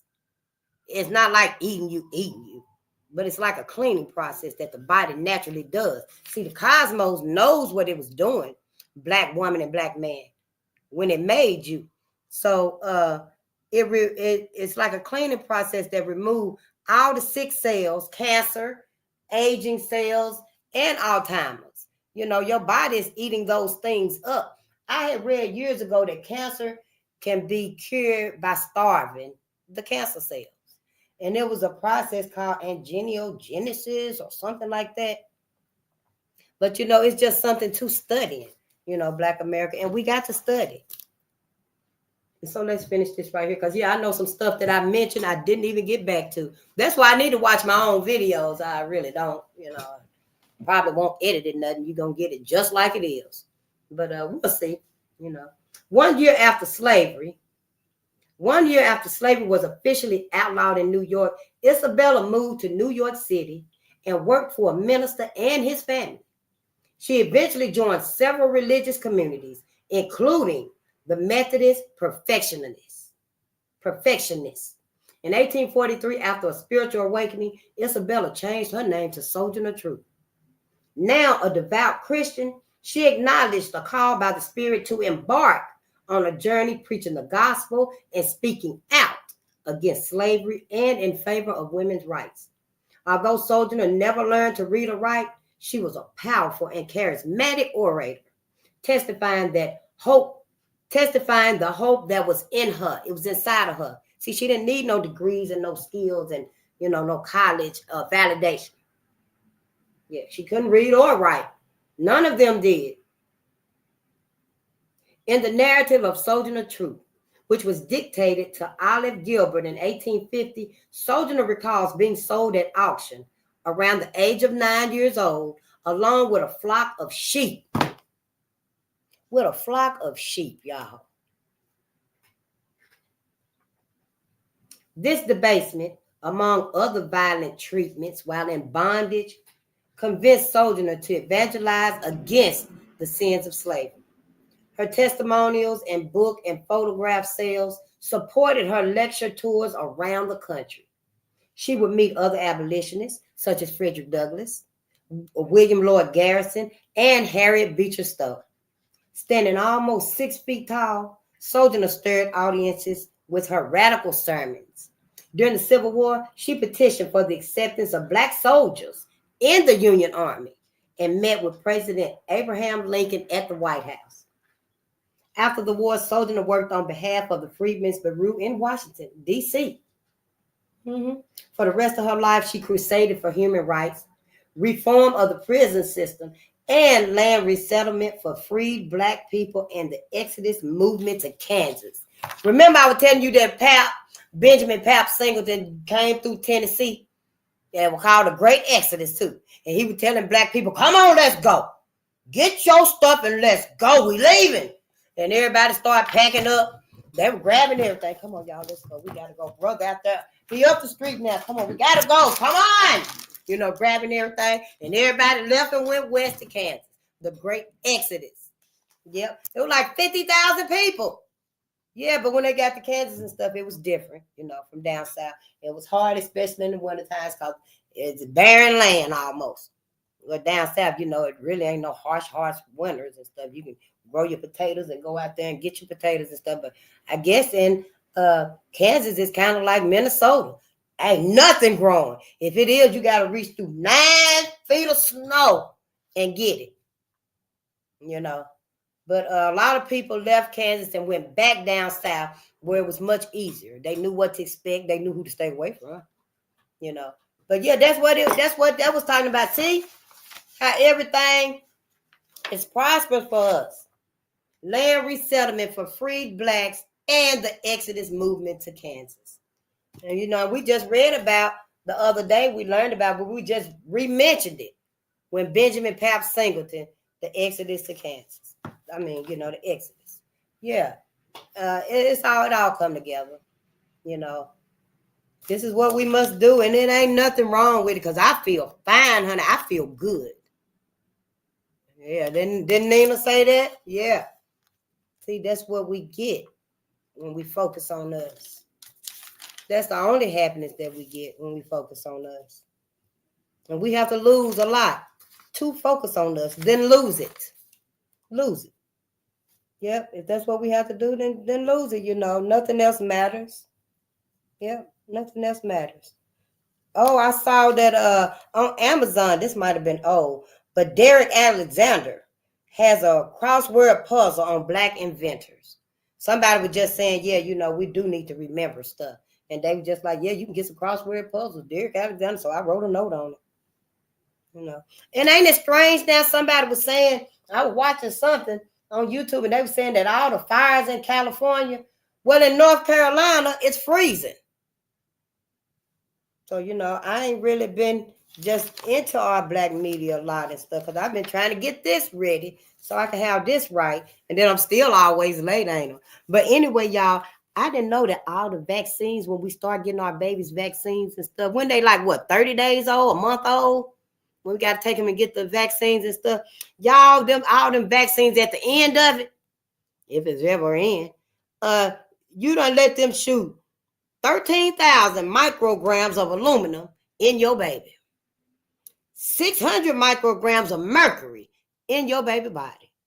And 200 micrograms of just chemicals. So, yeah, you know, as they grow up, you got to take them. You got to get your shot to go to school. You got to get your vaccine to go to school. Start seeing what's in that bullshit, because I got on a piece of paper somewhere that it's fetal cells and something that like antifreeze, all kind of stuff on that little piece of paper. So, you know, yeah, we just got to start learning, opening our eyes, you know, and yeah. That's what we got to do. And I think that's all I had today. Well, that's all I got in front of me anyway. But, you know, I just want us to love us. You know, it's time to love us. It's time to forgive us, Black America. We did fight back. We fought back with everything we had. Yes, it ain't no reason why we shouldn't love us today. It ain't no reason why we should not be loyal and faithful to us today. I know, so when somebody, you know, it think you looking up and down at them and stuff, why you looking at me? Go on and tell them. You remind me of Fanny. You know, go on and tell them. You put me in the mind of, you know, Nina Simone or Althea Gibson. You look like Marianne Anderson, whatever. If you're looking at sister and she catch you looking at her, and oh, bitch, what you looking at me for? Go on and tell her, sister, you look just like Marianne Anderson. You know, and tell her who Marianne was. Everybody loved Marianne's voice, but when she tried to sing at the Constitution Hall, honey, them white women said, hell no, you ain't coming up in here and saying, oh, thank you, Marianne, but we don't need your voice today. The daughters of the American Revolution. And Marianne was so heartbroken and stuff, honey. White folks was drawing from the daughters of American Revolution. Miss Roosevelt Yeah, she renounced them. You ain't getting a dime or a dollar from me again, that white lady said. Because they wouldn't let Mary Ann come up in there and sing. Yep, and then Mary Ann sung at the Lincoln Memorial. And honey, it was 75,000 people there to hear Mary Ann sing. Yes, they was. They were there. Now, that ain't even counting the people that were listening to her on the radio. And if they had TV then, and I'm sure they did because she was at the Lincoln Memorial. The Lincoln, yeah. And that's so them 75,000 people, that ain't counting the people on the radio and watching her on TV. So see, yeah, go on and tell sister. Yeah, you put me in the mind of Mary Ann Anderson. You look just like Althea Gibson. You play sports. Just start talking to her. Talk to us. Shit, we ain't got no problem sitting there talking to Sabrina and Karen. Oh, Becky. Stop the bullshit. Stop treating us like hell. We are replaceable. It ain't a person this side of the afterlife. It ain't no people out here this side of the afterlife that can give you, Black America, the joy that you give you. Sure ain't, honey. Nope. Me and my grandbaby watched that movie, The Passing. The older grandbaby. She was like 15, 16 years old. We watched that movie, The Passing. Then I got to go where, Black people were light enough to pass for white. And the lady did pass for white. Done married some rich white man. Y'all, he was a banker or something. But honey, they all hated niggas. She found herself around all these white folks, girl. And every last one of them was talking about Black folk. Oh, they smell, they reek. Oh, I just hate to hear them coming. I hate to look at them. I hate to hear their breath. I hate to hear them breathing. Just talking the worst about Black folk. But her ass had married with her. So she had to go along with it. But one day up in Harlem, she saw her friend from school. And her friend seen her because she was dressed as a white person. Her whole persona was white because she had to take on that. And the friend was like, the school friend was like, oh, who is this white lady looking at me? She was like, who is this white lady looking at me? Instead of getting up, leaving or saying, what the fuck is you looking at? But then and stuff, we all classy. Then. But the white lady, which was her friend, got up and walked over there and sat down. And she like, who is this white lady just gonna sit down beside me? Because she dyed her hair blonde to match her light skin. So she didn't know who she was. And she was like, you don't remember me, do you, Rennie? And she was like, no, who are you? And then she laughed, her old school girl laugh. And she was like, Claire, is that you? Sure was, honey. Claire done assimilated herself in with them white folks and stuff. They was racist, evil as fuck. Ain't no telling how many times she done seen them beat and down and just torture Black kids, Black people, the Black workers. Because her friend had married her a rich Black man who became a doctor. They were wealthy. What, did she do it so she could be wealthy? What, Black people was too poor for us? So when she seen Rennie in uptown Harlem, she was shopping. Her husband was a doctor. She needed some things for the house. She was sincerely classic. She was classy, very classy. So she brought her little ass over there. You don't remember me, Rennie? And then she got to realizing, she started writing her letters and everything. I miss you. I love you. I miss y'all. I miss Black people. So she finally, started coming around because Rennie didn't know what the hell to think. But she finally started coming around. Let me wrap this up. And then she just told Rennie, yeah, I made a mistake. I miss y'all. I miss Black people. It's nothing like us. Till I sit around the motherfuckers day in and day out, and I'm about to lose my mind. Because she asked Rennie to come up and have a cup of tea. So Rennie went upstairs and they were talking a little bit. But then damn, her husband came in. The white man, the banker. And he came in and that motherfucker like, what's up, Nick? You got company? And then Claire was like, oh, don't start it. Don't do that. Don't do it. But he did it anyway. Because, see, Rennie was light-skinned too.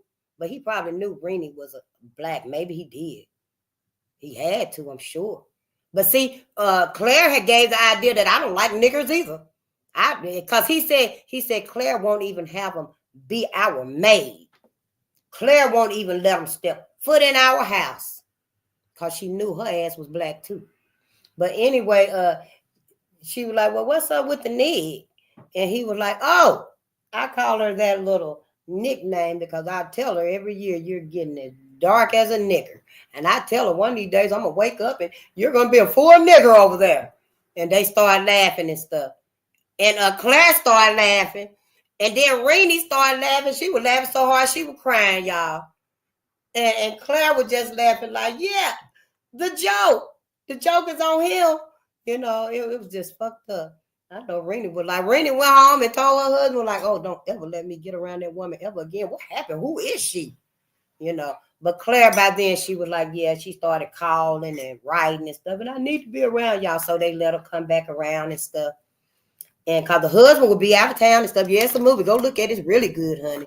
But while he was out of the country and stuff doing his thing, I guess they found out that, you know, she was hanging out in Harlem. And one day her husband was walking in Harlem looking. Because they must have told him what area of town to go to. And he seen Renee with her sister, the black lady. Yep, he sure did. But anyway, Claire ended up being killed, and they don't know if he actually pushed her off the balcony or if she was backing up because she thought he was going to harm her or something, and she fell off the balcony to her death and stuff, trying to pass for white. So black people, the moral of the story is just be yourself. Be yourself. Love yourself. Because if you don't, you damned for sure. And with that, yeah, I love y'all, and I thank y'all for your presence and your patience.